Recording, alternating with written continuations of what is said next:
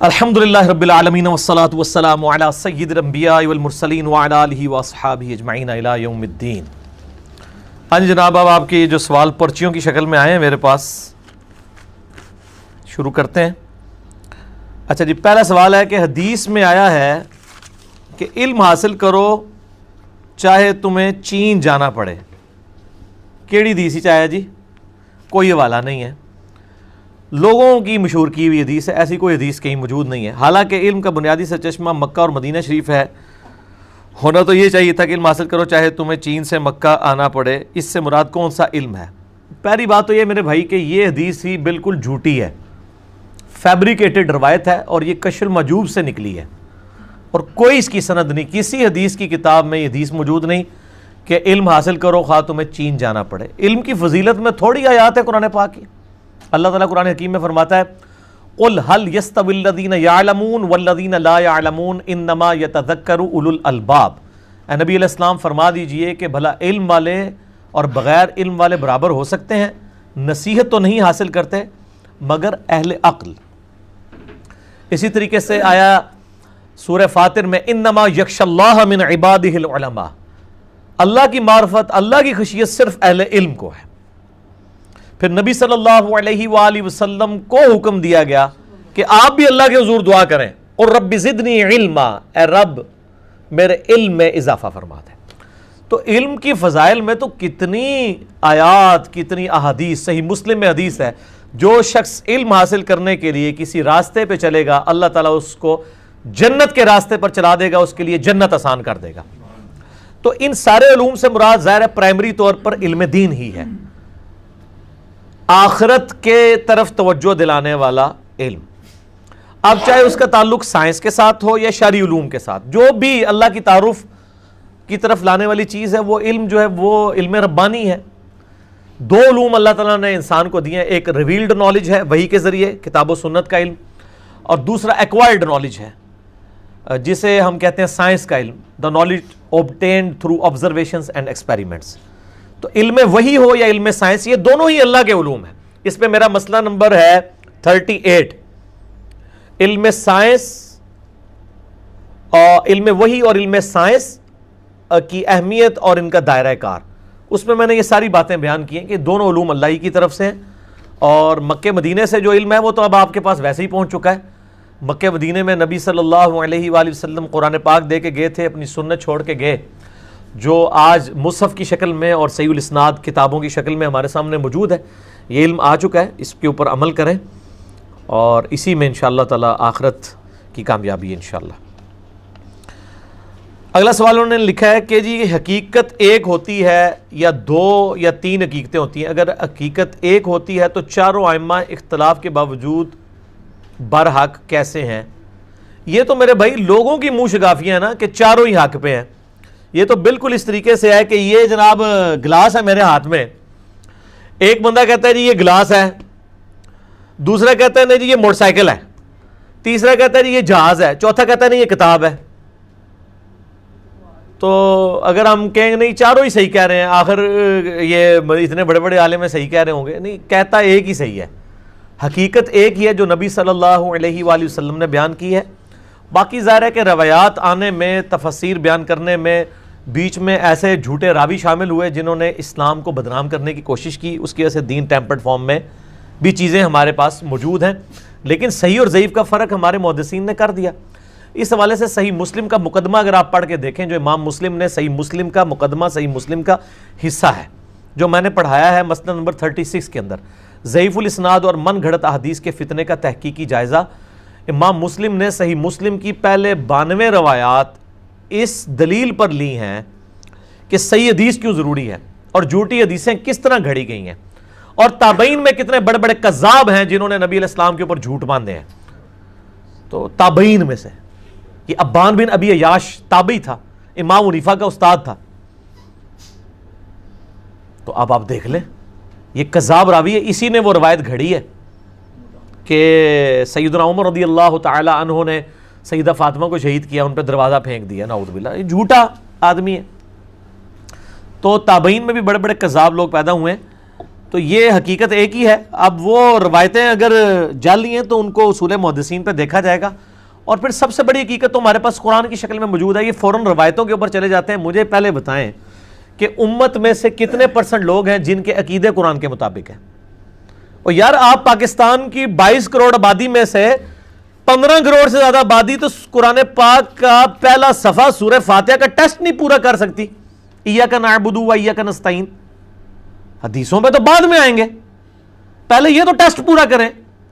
یہ تو کبھی کسی بابے سے جا کے مانگتے ہیں, کبھی کسی قبر کے اوپر جا کے مانگتے ہیں, اور قرآن میں وہ نماز میں پڑھتے ہیں ایاک نعبد و ایاک نستعین, وہ نماز میں ہی رہ جاتا ہے. تو پہلے قرآن کے اوپر آئیں. قرآن ہماری ٹیکسٹ بک ہے. وَأُوحِيَ إِلَيَّ هَذَا الْقُرْآنُ لِأُنذِرَكُم بِهِ وَمَن بَلَغَ.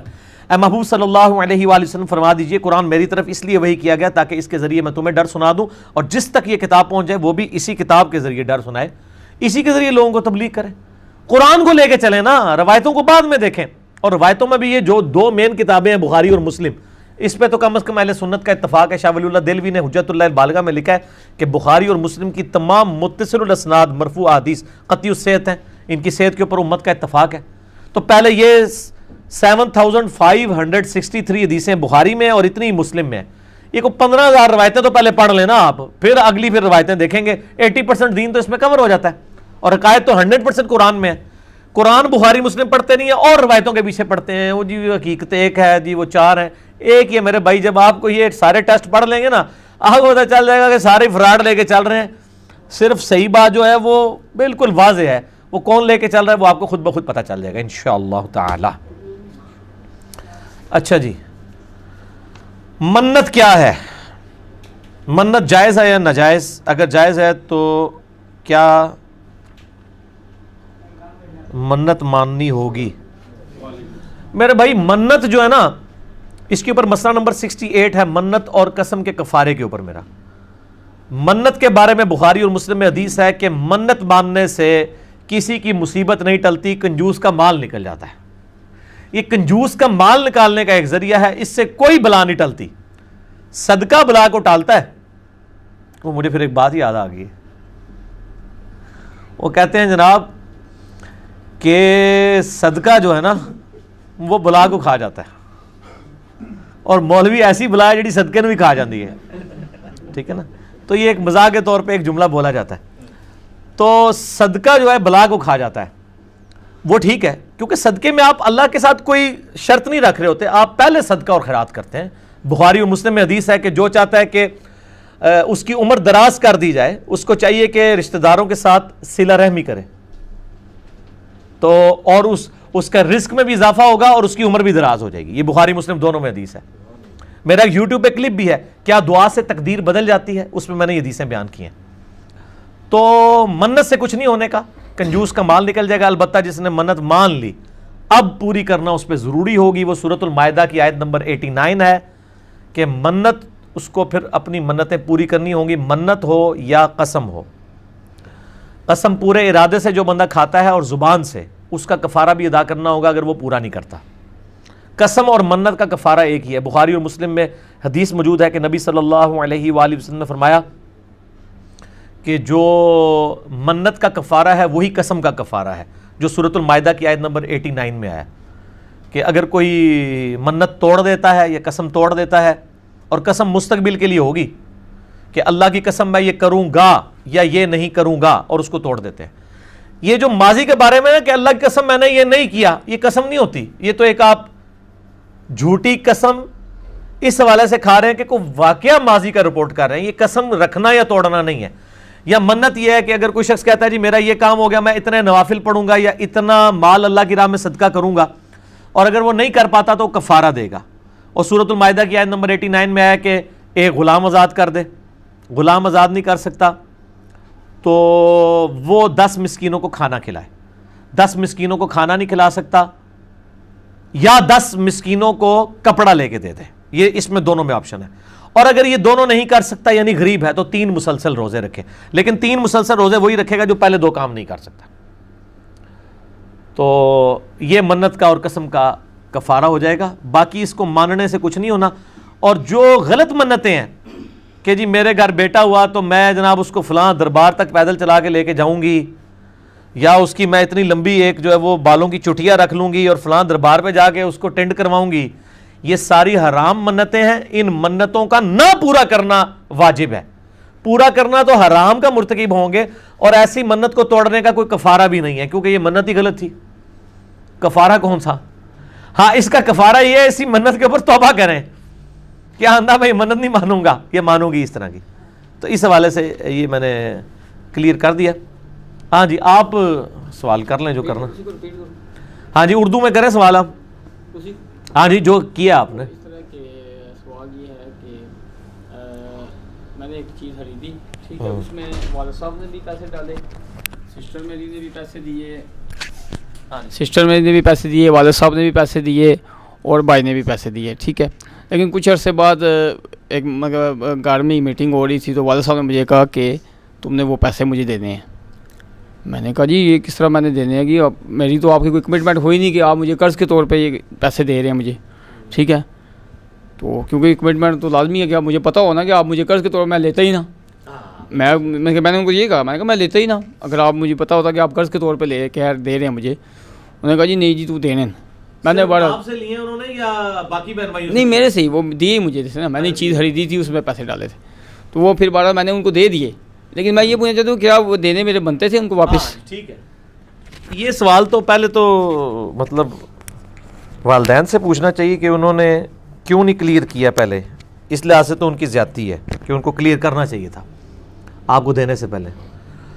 دوسرا سنن ابن ماجہ میں حدیث ہے تو اور تیرا مال تیرے باپ کا ہے، ٹھیک ہے جی.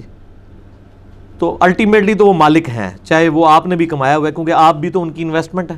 اور بخاری و مسلم کی حدیث ہے کہ جو شخص کسی کو تحفہ دے کے واپس لے تو وہ گویا ایسے ہی ہے جیسے تھوک کے چاٹے، سوائے باپ کے. اگر وہ اپنی اولاد کو کوئی تحفہ دیتا ہے تو وہ واپس لے بھی سکتا ہے، ٹھیک ہے. تو آپ کے کیس میں اگر آپ نے اس کو تحفہ بھی سمجھا ہوا تھا نا تب بھی وہ واپس لے سکتا ہے، ٹھیک ہے نا. چے جائے کہ قرض، تو آپ والی بات ہی اگر صحیح مان لی جائے کہ آپ نے اسے تحفہ سمجھا تھا تب بھی وہ آپ سے واپس لے سکتا ہے. لیکن ظلم نہیں کر سکتا کہ آپ افورڈ ہی نہیں کر سک رہے اور وہ زبردستی آپ سے لیں. ان کو خود بھی خیال کرنا چاہیے کہ وہ بندہ افورڈ کر سکتا ہے نہیں، اور آپ نے تو کہا میں نے واپس کر دیا. بہت اچھی بات ہے، بہت اچھی بات ہے، واپس کر دیا. تو واپس کرنے میں ہی عافیت تھی.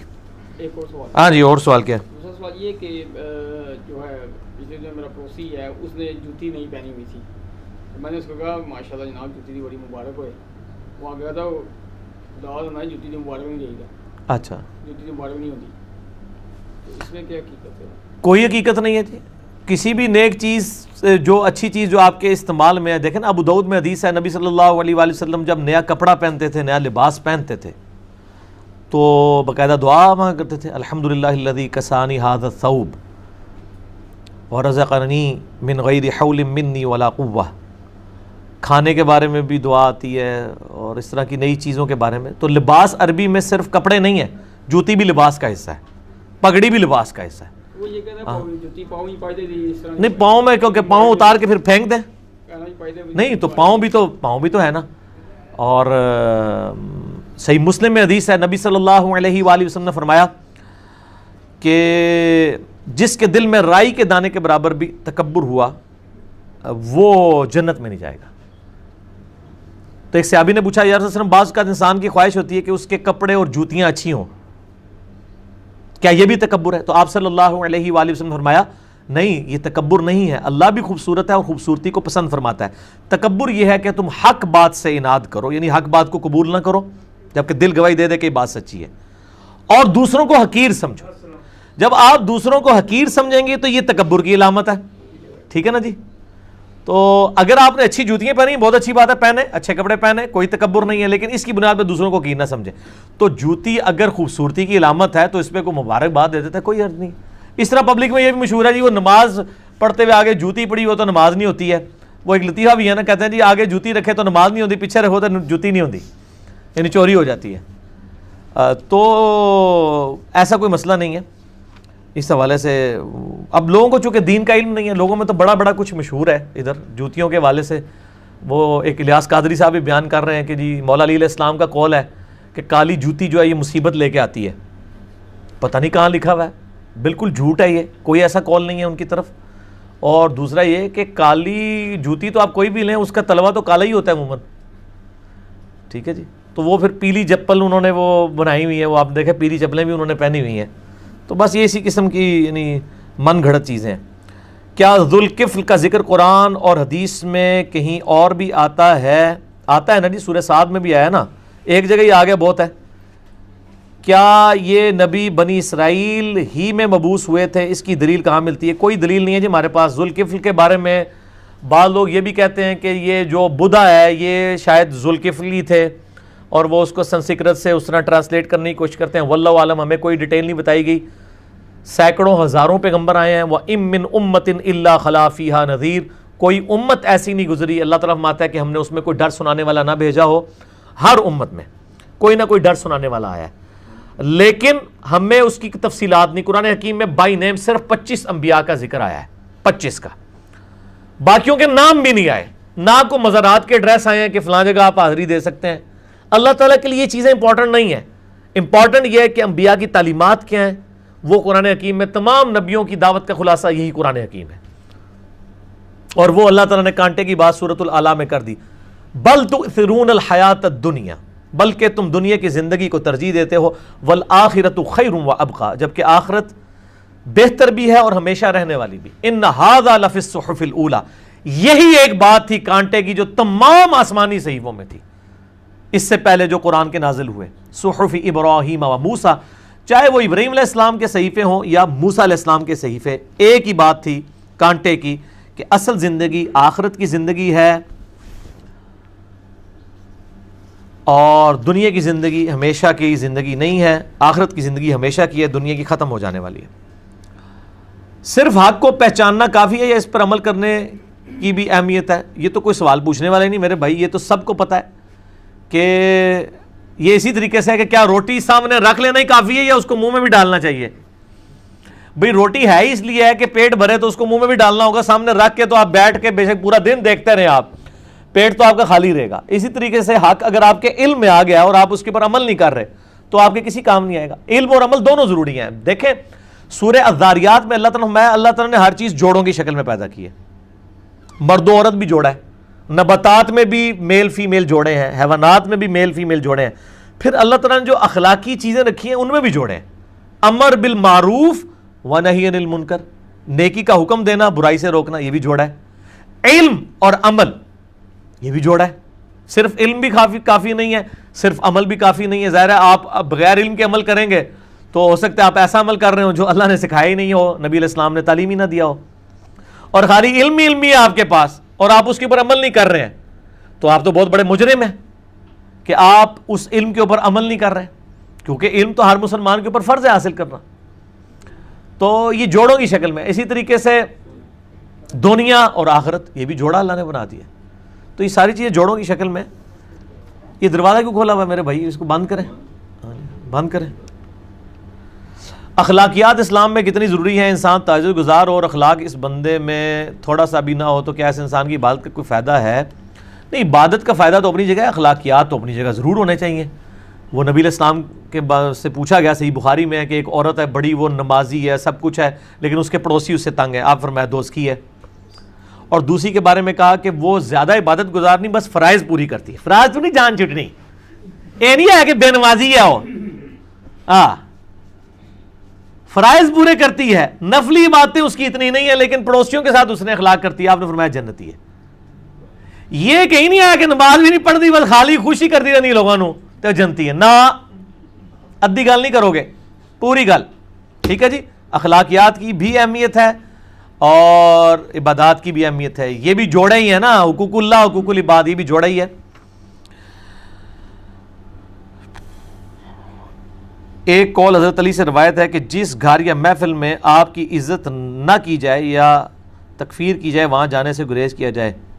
میرے علم میں تو کوئی ایسی بات نہیں ہے کہ جی آپ کی جہاں پہ عزت نہ ہو آپ وہاں نہ جائیں. میرے علم میں کوئی ایسی بات نہیں ہے جی. سیدنا علی رضی اللہ تعالیٰ کے بارے میں تو اکثر اقوال جو مشہور ہے نا, وہ ایویں بس ہر ایک کے نیچے جو ہے نا وہ لکھ کے حضرت علی کا قول مشہور کر دیا جاتا ہے. اور خود سیدنا علی کی آپ اپنی شخصیت دیکھ لیں کہ ان کی زندگی پوری انکساری کے اوپر ہی مبنی ہے.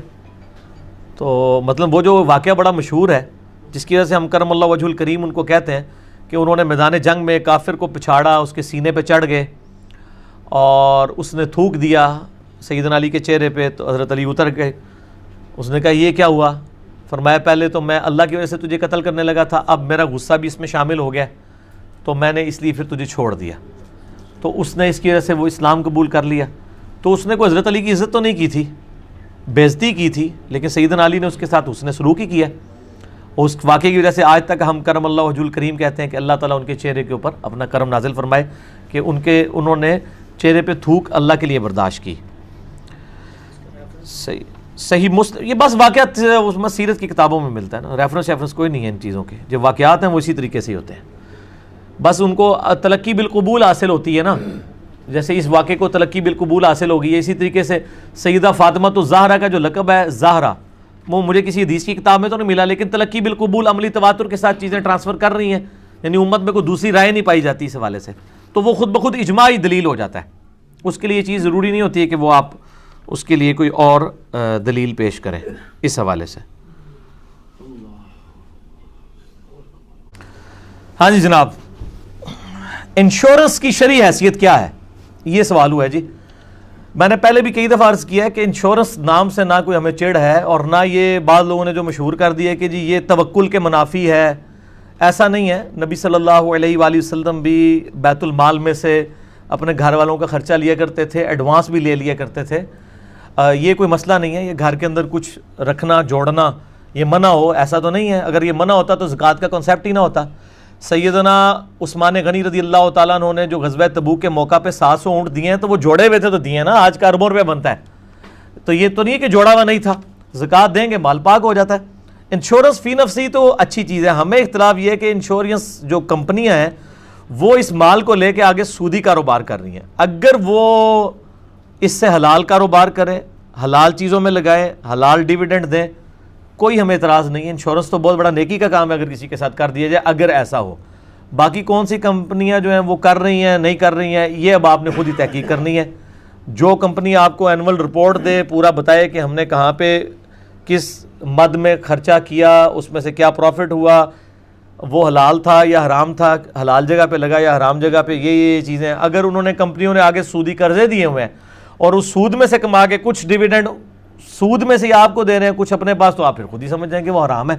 تو اس لیے ہر چیز کے اوپر جو ہے وہ نٹی گٹیز میں نہیں جانا ہوتا. اس طرح وہ بعض لوگ پوچھ رہے تھے جی پی ایف کا سود، بھی جب لفظ سود بول دیا تو سود کہیں بھی ہوگا وہ غلط ہی ہوگا. ٹھیک ہوگا جی. باقی میرا یوٹیوب پہ کلپ ہے اسلامک بینکنگ، انجینئر محمد علی مرزا، وہ کلپ آپ کھول لیں. اس پہ اسلامک بینکنگ کے پوائنٹ آف ویو سے کرپٹو کرنسی جو ہے وہ آج کل جو آئی ہوئی ہے اس کے اوپر، انشورنس کے اوپر، اسٹاک ایکسچینج کے اوپر، ان ساری چیزوں پہ میں نے ڈیٹیل سے ڈسکشن کی ہے. اچھا جی، ایک اور یہ سوال ہوا ہے کہ جی یہ ای دعوت کیسے کی جائے، دیوبندی بریلوی اہل حدیث شیعہ تک بات کیسے پہنچائی جائے. تو وہی اسی طریقے سے جو مسئلہ نمبر 179 میرا ریکارڈڈ ہے انجینئر محمد علی مرزا عوام الناس کی عدالت میں، اس میں 20 سوال مجھ سے ہوئے ہیں. ان میں نے انہی چیزوں کے اوپر تو ٹپس دی ہیں کہ آپ نے دعوت کیسے پہنچانی ہے کامن ٹرم کے اوپر. اور وہ ہم نے آلریڈی اپنے یوٹیوب کے اوپر شارٹ کلپ چینل کے اوپر ایک پرومو لگایا جو ہماری ویب سائٹ ahlsunnatpak.com پہ بھی ہے. 20-21 منٹ کا پرومو ہے. کیا بریلوی، دیوبندی، اہل حدیث اور سنی شیعہ سب کافر ہیں؟ یعنی آپس میں تو ان دونوں نے ایک دوسرے کو سب نے کافر ہی ڈکلیئر کیا ہوا ہے. تو میں نے اس کے جواب میں کچھ جو ہے وہ چیزیں بیان کی ہیں. وہ پرومو ہے، وہ آپ لوگوں کو شیئر کریں. جو ایک دفعہ دیکھتا ہے نا اس کے 14 طبق روشن ہو جاتے ہیں. باقی یہ کہ کامن ٹرمز پہ بات کریں، اور پھر آپ کی دعوت موسمی بھی ہونی چاہیے. اگر آپ رمضان کے اندر محرم کا کلپ شیئر کروا رہے ہیں تو یہ آپ کو دین کی خدمت نہیں کر رہے. محرم سے ریلیٹڈ ہمارا کلپ محرم کے مہینے میں شیئر کروائیں، رمضان المبارک سے ریلیٹڈ رمضان کے مہینے میں کروائیں، ربیع الاول سے ریلیٹڈ ربیع الاول کے مہینے میں کروائیں، تاکہ لوگوں کو بات پہنچے. اور ہماری الحمدللہ جس ٹاپک پہ بھی کلپ ہوتا ہے وہ اتنا بیلنس ہوتا ہے، نہ تو کسی مقطع فکر کی کیٹاگوریکل نفی ہوتی ہے اور نہ کیٹاگوریکلی کسی کو انڈورس کیا ہوتا ہے. ایک ایسی بات ہوتی ہے کہ یہاں پہ اتنی بات درست ہے، یہ کلوف کیا ہے، کہ وہ جو بندہ ایک بار سنتا ہے کہتا ہے گل ٹھیک ہوئی ہے جی، تو آگے اس کا وہ دماغ کھل جاتا ہے. تو اس طریقے سے الیکٹرانک دعوت دیں، لوگوں کو شیئر کروائیں. وہ زمانہ گیا جب ہم لوگ چھوٹے تھے تو مطلب اس وقت کوئی سنی شیعہ کی مسجد میں نماز پڑھنے کا سوچ نہیں سکتا تھا، بلکہ سنی آپس میں بریلوی دیوبندی اہل حدیث جو تینوں سنی ہیں یہ ایک دوسرے کی مسجدوں میں نہیں جاتے تھے. تو تقریریں سننا تو بڑی دور کی بات. لیکن اب کیا مسجد میں جائیں نہ جائیں، ایک کالج کے اندر اگر 10 اسٹوڈنٹ ہیں دوست آپس میں، 3 سنی ہوں گے 2 شیعہ ہوں گے اور دیوبندی بریلوی اہل حدیث اس طرح مکس سارے ہوں گے، اور وہ آپس میں فیس بک کے اوپر چیٹنگ بھی کریں گے، ایک دوسرے کو اپنے مکتبہ فکر سے ریلیٹڈ کلپ بھی شیئر کروائیں گے۔ اب آپ ان چیزوں کے آگے باندھ ہی نہیں سکتے سوائے اس کے کہ پبلک کو آپ صحیح بات بتائیں، سیدھی سی بات ہے۔ تو الیکٹرانک دعوت بڑی آسان ہے کہ آپ سچائی لوگوں کے ساتھ شیئر کریں، لوگوں تک بات پہنچے گی انشاءاللہ۔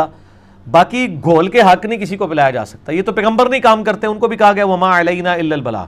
آپ نے یہ تو سوچنا ہی نہیں کہ میں نے اس کو اتنی بہترین بات بتائی اس نے مانی نہیں، آپ یہ تصور کریں کہ نبی علیہ السلام نے اتنی بہترین دعوت ابو جہل کے سامنے رکھی، اس نے قبول نہیں کی، عتبہ نے قبول نہیں کی، شیبہ نے قبول نہیں کی، تو نبی علیہ السلام کا کوئی قصور نہیں ہے، وہ قصور اس کا ہے جس نے حق بات کو قبول نہیں کیا۔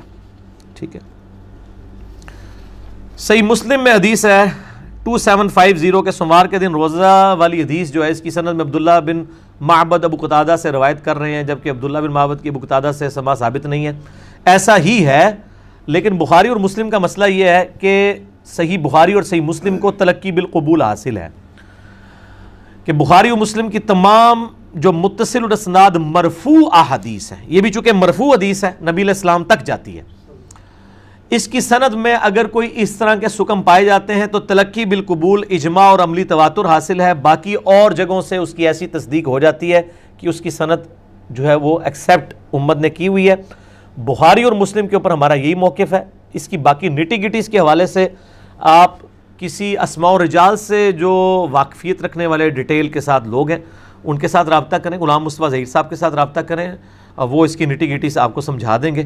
چونکہ یہ میری فیلڈ نہیں ہے، میں جو ہوں وہ اس حوالے سے نقال ہوں، جو کتاب و سنت میں آیا ہوا ہے اس کو نقل کرتا ہوں۔ میں نے کبھی دعویٰ نہیں کیا کہ میں اسماء و رجال کا ماسٹر ہوں یا کوئی میں محدث ہوں۔ میں جو ویل انوینٹ ہوا ہے وہ میں آپ کو ویل بیچتا ہوں، ٹھیک ہے۔ اگر ویل میں کہیں خرابی موجود ہے تو وہ بنانے والی کمپنی سے آپ رابطہ کریں گے۔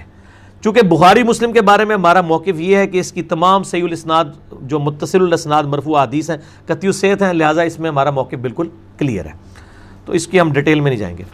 کیا سنت ادا کر رہے ہیں اور جماعت فرض نماز شروع ہو جائے تو کیا کریں؟ اگر تو آپ مطلب آخری رکعت میں ہیں تو فوراً سے یعنی تشہد تک پہنچیں اور محمدن عبدہ و رسولہ کے بعد صرف چھوٹا سا دروشی پڑھیں، اللہم صلی علی محمد وعلی آل محمد، اور سلام پھیر دیں تو آپ کی نماز مکمل ہو جائے گی۔ اور ابھی 1-2 رکعتیں اگر پڑھی ہوئی ہیں اور آپ کو پتہ ہے کہ اس کی وجہ سے آپ کا قیام مس ہو جائے گا، پہلی رکعت چھوٹ جائے گی، تو آپ نماز کو وہیں پہ چھوڑ دیں اور پھر اس نماز کو دوبارہ لوٹا لیں، اس نفلی نماز کو۔ ظہر و عشاء کی نماز کتنی ہے؟ ہم تو بریلویت کے وقت کی نمازیں پڑھ رہے ہیں، 4 سنتے، 4 فرض، 2 سنتے۔ میرے بھائی فرض نماز کی 17 رکھتے ہیں، اس پہ میرا کلپ یوٹیوب کے اوپر رکھا ہوا ہے، وہ آپ دیکھ لیں۔ نماز تو فرض وہی ہے، 2 فجر کے، 4 ظہر، 4 عصر، 3 مغرب، 4 عشاء، باقی سنتیں تو ہیں مؤکدہ۔ اب وہ اگر کوئی نہیں پڑھتا اس کو ہم گناہ گار تو نہیں کہتے، لیکن ابو داؤد میں ایک حدیث ہے کہ جب کسی کے فرائض میں کمی نکلے گی تو نفلی عبادت یعنی سنتیں اس کے ایکویلنٹ تولی جائیں گی اور اللہ تعالیٰ اس کے فرض کی کمی پوری کر دے گا، اور وہ 12 رکھتے ہیں۔ 2 فجر سے پہلے، بخاری مسلم میں آئی ہیں، 2 فجر سے پہلے، 4 ظہر سے پہلے، 2 ظہر کے بعد، 2 مغرب کے بعد، 2 عشاء کے بعد، اور 3 وتر جو ہیں اس کے علاوہ ہیں، وہ 5 بھی پڑھ سکتے ہیں، 3 بھی اور 1 وتر بھی، لیکن عمومی عمل صحیح بخاری میں 3 وتر کا ہے، مسئلہ نمبر 130 میرا ریکارڈڈ موجود ہے، وہ آپ دیکھ سکتے ہیں۔ فجر کی سنت اگر جماعت شروع ہو جائے تو کب پڑھیں؟ جب جماعت، تو بخاری مسلم میں حدیث ہے جب فرض کی اقامت ہو جائے تو کوئی نماز درست نہیں ہے، ٹھیک ہے، تو آپ سنتے پھر نہیں پڑھ سکتے، آپ فرض نماز ہونے کے فوراً بعد پڑھ لیں۔ وہ ترمذی میں روایت موجود ہے، ترمذی والی سند تو کمزور ہے، البتہ صحیح ابن خزیمہ میں اور صحیح ابن حبان کے اندر موجود ہے کہ نبی علیہ السلام ایک دفعہ فجر کی نماز پڑھ کے نکلے تو ایک بندہ نماز پڑھ رہا تھا، آپ اس کے پاس کھڑے ہو گئے، جب سلام پڑھ کے پھیر کے فارغ ہوا آپ نے پوچھا یہ کیا پڑھا تم نے؟ کوئی کل سے جو ہے وہ فجر کی 4 رکعتیں پڑھنا شروع کر دے گا۔ اس نے کہا رسول اللہ میں نے فرض نہیں پڑھے، میری فجر سے پہلے جو 2 رکعتیں رہ گئی تھیں نوافل سنت مؤکدہ میں وہ پڑھ رہا ہوں، تو آپ نے خاموشی اختیار کر لی، اسے کہتے ہیں حدیث تقریری، یعنی آپ کے سامنے ایک عمل ہوا، آپ سب نے خاموشی اختیار کر لی۔ یہ حدیث آپ کو مشکات میں بھی جو ہے پہلی جلد کے اندر مل جائے گی، اس کے نیچے شیخ زبیر صاحب نے تحکیم بھی کی ہوئی ہے کہ ترمذی والی روایت کمزور ہے، لیکن چونکہ اس کی صحیح سند ابن حبان اور ابن خزیمہ میں موجود ہے لہٰذا اس کا متن بالکل ٹھیک ہے، فوراً بعد پڑھ لیں، اور اگر آپ سورج نکل کے پڑھنا چاہتے ہیں اس وقت بھی پڑھ لیں۔ لیکن یہ جو عوام میں مشہور ہے کہ جی اتنی دیر آپ مسجد میں بیٹھے رہیں گے، یہ تو فقہ حنفی میں بھی کہیں نہیں لکھا ہوا، یہ لوگوں نے مشہور کیا ہوا ہے۔ آپ گھر جا سکتے ہیں، اور اگر کوئی نہیں بھی پڑھتا گناہ گار کوئی نہیں ہے، بعد میں پڑھ لے، زور سے پہلے پڑھ لے، زور کے بعد پڑھ لے، 12 رکعتیں دن رات میں پوری کر لے، ٹھیک ہوگا جی۔ تو اس میں کوئی ایسا ایشو نہیں ہے، آپ کو پریشانی والی کوئی بات نہیں ہے۔ باقی جو ہے وہ اس حوالے سے میرے کلپس چڑھے ہوئے ہیں، فجر کی سنت کے اوپر، اوابین کے اوپر، اشراق کے اوپر، چاشت کے اوپر، جمعے کی رکعتوں کے اوپر، آپ کچھ بھی لکھیں، ساتھ انجینئر محمد علی مرزا لکھ دیا کریں تو میرا کلپ الحمدللہ اس حوالے سے کھل جائے گا۔ ہاں جی، نماز عصر کے وقفے کے بعد جناب یوگا کی شرعی حیثیت کیا ہے؟ یہ کوئی شرعی چیز نہیں ہے جی، یہ ویسے ورزش کی ایک فارم ہے۔ اگر یہ واقعتاً کسی مذہب کی ایکٹیویٹی ہے اور اس میں کوئی شرکی الفاظ بولے جاتے ہیں پھر تو غلط ہوگا، اور اگر صرف یہ ورزش تک اس کا تعلق ہے تو ورزش کسی بھی فارم میں کی جائے، بلکہ وہ تو طارق جمیل صاحب کے بھی وہ کلپ چڑھے ہوئے تھے، اگلے دن میں نے دیکھے ہیں، وہ بھی اس میں ورزش کر رہے تھے اسی طرح، تو اس میں کوئی ایسا مسئلہ نہیں۔ کیا کوئی شخص منت مان سکتا ہے کہ اگر اللہ نے مجھے بیٹا دیا تو میں اسے حافظ قرآن بناؤں گا؟ یہ جائز ہے، بالکل منت مان سکتا ہے، اور بعد میں اس کو احساس ہوا کہ یہ حافظ قرآن بنانا تو ایک بڑی ازمائش والا معاملہ ہے اور کوئی صحیح مدرسہ نہیں مل رہا، تو اس منت کو توڑ بھی سکتا ہے۔ توڑتے وقت وہ کفارہ ادا کرے گا جو بخاری اور مسلم میں آیا ہے، اور سورۃ المائدہ کی آیت نمبر 89 میں 10 وہ غلام آزاد کرے گا، غلام نہیں آزاد کر سکتا تو 10 مسکینوں کو کھانا کھلائے گا یا 10 مسکینوں کو کپڑے لے کے دے گا، اور اگر غریب ہے تو 3 روزے مسلسل رکھ لے گا۔ نیک مسلمان کی بیوی کیا جنت میں بھی اس کی بیوی ہوگی؟ ہاں انشاءاللہ تعالیٰ، کیوں نہیں؟ وہ تو سورہ المؤمن میں بھی آتا ہے کہ قیام الدین ہم جو ہیں وہ لوگوں کو، جو نیک لوگ ہیں ان کے ماں باپ بیوی بچوں کو جنت میں ایک جگہ جمع کر دیں گے۔ اولاد اگر وہ نیک تھی اور ماں باپ اس لیول کے نیک نہیں تھے لیکن ڈیٹم لیول انہوں نے کراس کیا تھا، یعنی 33 نمبر لے کے، یا آج کل تو 40 ہوتے ہیں شاید، پاس ہوئے ہوئے تھے، تو اولاد کی وجہ سے ماں باپ جو ہے کو بھی ان کے ساتھ کر دیا جائے گا۔ یہ سورۃ المومن کے اندر آتا ہے جسے سورہ غافر کہتے ہیں۔ تو جنت میں بھی یقیناً وہ بیوی ہوگی، اس میں کوئی شک نہیں ہے، اور اگر اس نے خاوند کے مرنے کے بعد کوئی اور نکاح کر لیا، پھر قیامت والے دن جنت میں پہنچنے کے بعد وہ اس کا ڈیسیژن ہوگا کہ وہ کس خاوند کے ساتھ رہنا چاہتی ہے۔ اتنی نیٹی گٹیز جو ہیں ہمیں نہیں بتائی گئی ہیں، تو جتنا آیا وہ میں نے آپ کو بتا دیا۔ بوڑھی عورتیں سارا دن ٹی وی ڈرامہ دیکھتی رہتی ہیں، کیا سارا دن یا فارغ وقت میں انسان اپنے کام کر سکتا ہے، ایسے کام کر سکتا ہے؟ ڈرامہ تو سارا فراڈ اور جھوٹ کے اوپر مبنی ہے جی، بالکل اس سے تو بچنا چاہیے، کوئی ضرورت نہیں دیکھنے کی، اس سے تو فرسٹریشن ہی پھیلتی ہے۔ نبی صلی اللہ علیہ وآلہ وسلم نے جو بھی کام عام زندگی میں کیا، ہم ان کاموں سے اصول حاصل کریں گے یا ہم اس ایکٹ کو فالو کریں گے؟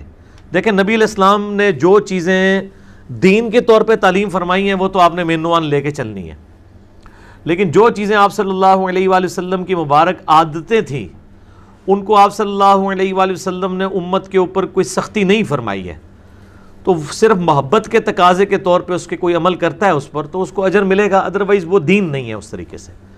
مثلا تہمت باندھنا، آپ صلی اللہ علیہ وآلہ وسلم سے شلوار یا پجامہ پہننا ثابت نہیں، تہمت ہی باندھی ہے پوری زندگی، کرتا آپ نے پہنا ہے اور زیادہ تر آپ سے اوپر بھی چادر ہی لیتے تھے، تو اب کوئی تہمت نہیں باندھتا، شلوار قمیض استعمال کرتا ہے یا پینٹ شرٹ استعمال کرتا ہے جس میں بے حیائی والا معاملہ نہ ہو، تو اس کے اوپر کوئی شرعی گرفت والا معاملہ نہیں ہے، نہ ہم اسے کہیں گے کہ وہ کوئی خلاف سنت عمل کر رہا ہے۔ اس طریقے سے آپ صلی اللہ علیہ وسلم کی مبارک سنت تھی کہ صحیح بخاری میں آتا ہے کہ اما عائشہ کہتی ہیں آپ ہر جو پسندیدہ کام ہے وہ دائیں طرف سے سٹارٹ کرتے ہیں، یعنی کرتا پہننا ہے تو پہلے دائیں آستین پھر بائیں، جوتی پہننی ہے تو پہلے دائیں جوتی پھر بائیں، یہ ساری آپ صلی اللہ علیہ وآلہ وسلم کی مبارک عادتیں تھیں، ان کو جو اپناتا ہے وہ بہت اچھی بات ہے، لیکن اگر اس کو کوئی چھوڑے گا تو گناہگار نہیں ہے۔ البتہ جو سنتیں ایز اے دین آپ صلی اللہ علیہ وآلہ وسلم نے حکماً تعلیم فرمائی ہیں، جیسا کہ صحیح مسلم میں حدیث ہے کہ آپ صلی اللہ علیہ وآلہ وسلم نے فرمایا دائیں ہاتھ سے کھانا کھاؤ، بائیں ہاتھ سے شیطان کھاتا ہے۔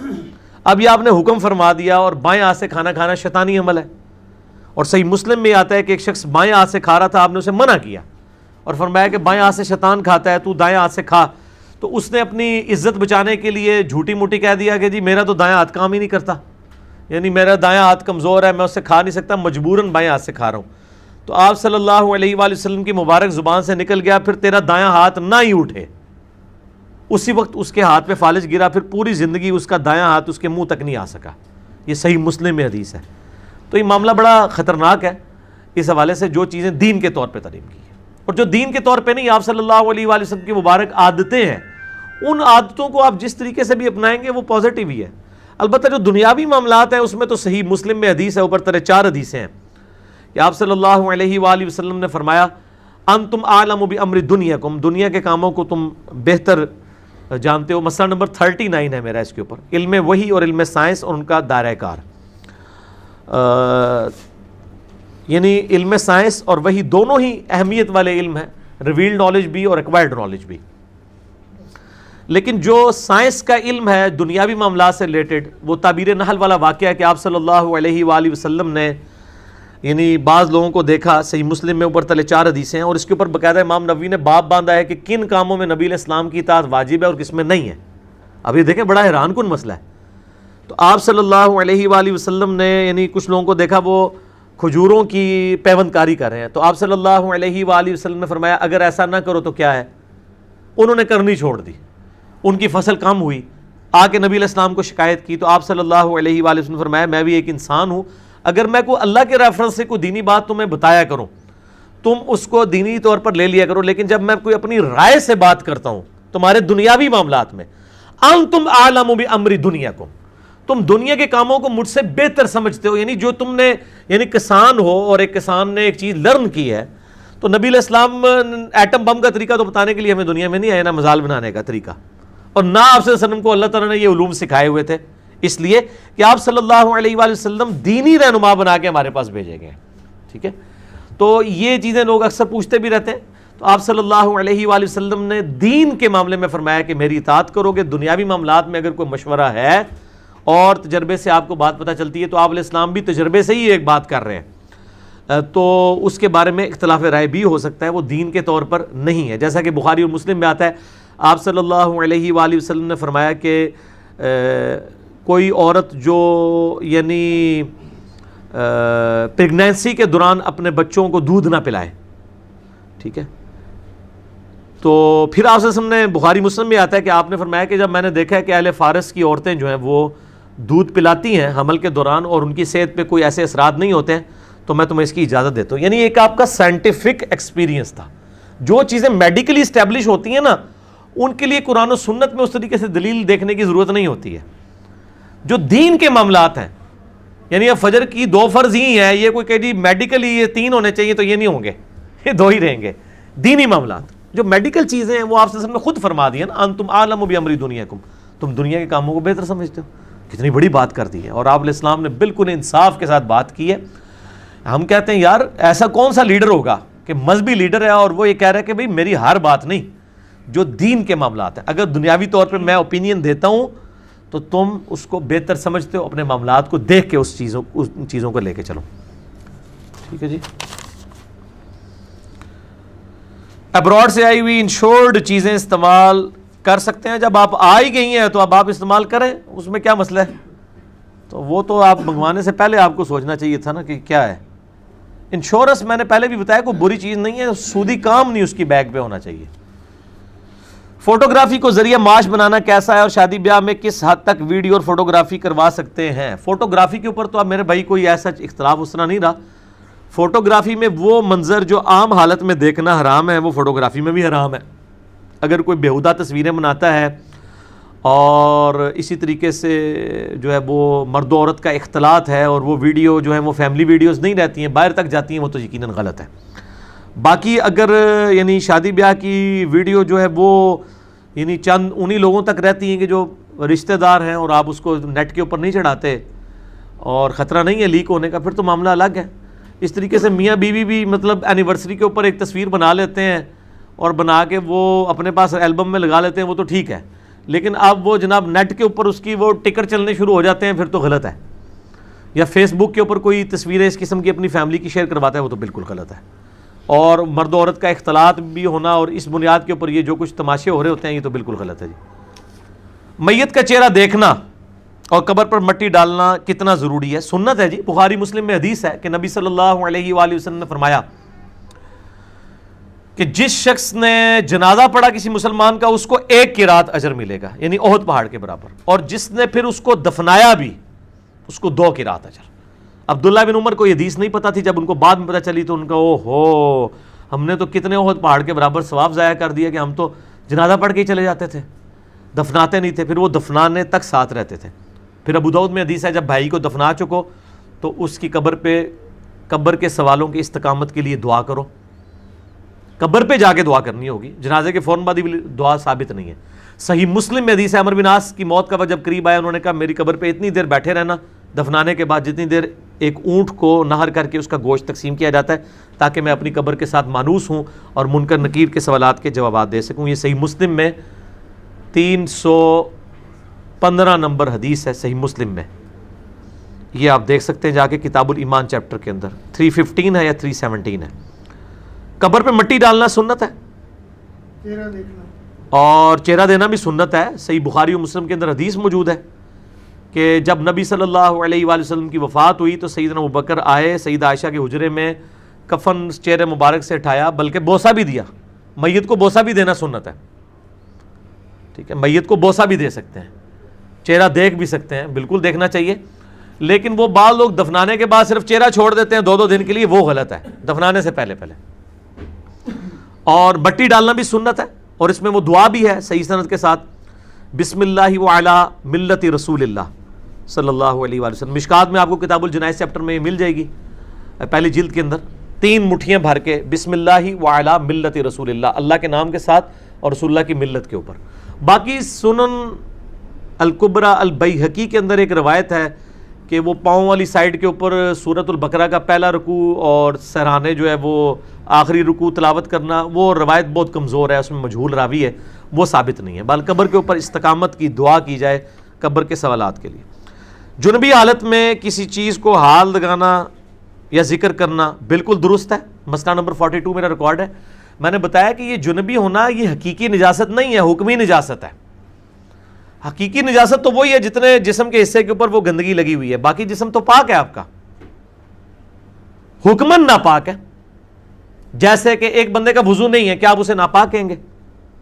لیکن نماز کے لیے وہ ناپاک ہے، نماز کے لیے وضو پروٹوکول ہے، ٹھیک ہے. اس لیے غسل کو بھی اتنا ڈیلے کرنا کہ نماز قضا ہو جائے یہ حرام ہے. ادروائز ڈیلے کر لیں تو جامع ترمذی میں ہے کہ نبی علیہ السلام بعض اوقات غسل جنابت عشاء کے وقت کر لیتے تھے، بعض اوقات صبح کے وقت کرتے تھے فجر داخل ہوتے وقت. یہ جو کہتے ہیں جی اتنی دیر ڈیلے نہیں کر سکتے اور وہ جناب اور طرح کے معاملات، میرا یوٹیوب پر کلپ بھی ہے کیا غسل جنابت کو ڈیلے کیا جا سکتا ہے؟ ہاں کیا جا سکتا ہے. اور وہ جو روایت ہے کہ جی وہ فرشتے اس گھر میں نہیں آتے، وہ روایت کمزور ہے. البتہ کتے اور تصویر والا معاملہ ہے کہ اس گھر میں فرشتے نہیں آتے، اور وہ بھی کتا اگر شکاری یا حفاظت کے علاوہ والا کتا ہو شو کیا. اور تصویر بھی اگر ڈومیننٹ جگہ پہ لگی ہے، اگر تصویر آپ کے البم میں لگی ہے یا نوٹوں پہ ہے، وہ تو ڈومیننٹ نہیں، نہ تعظیم کے لیے لگی ہوئی ہے، اس کے اوپر کوئی مسئلہ نہیں ہے.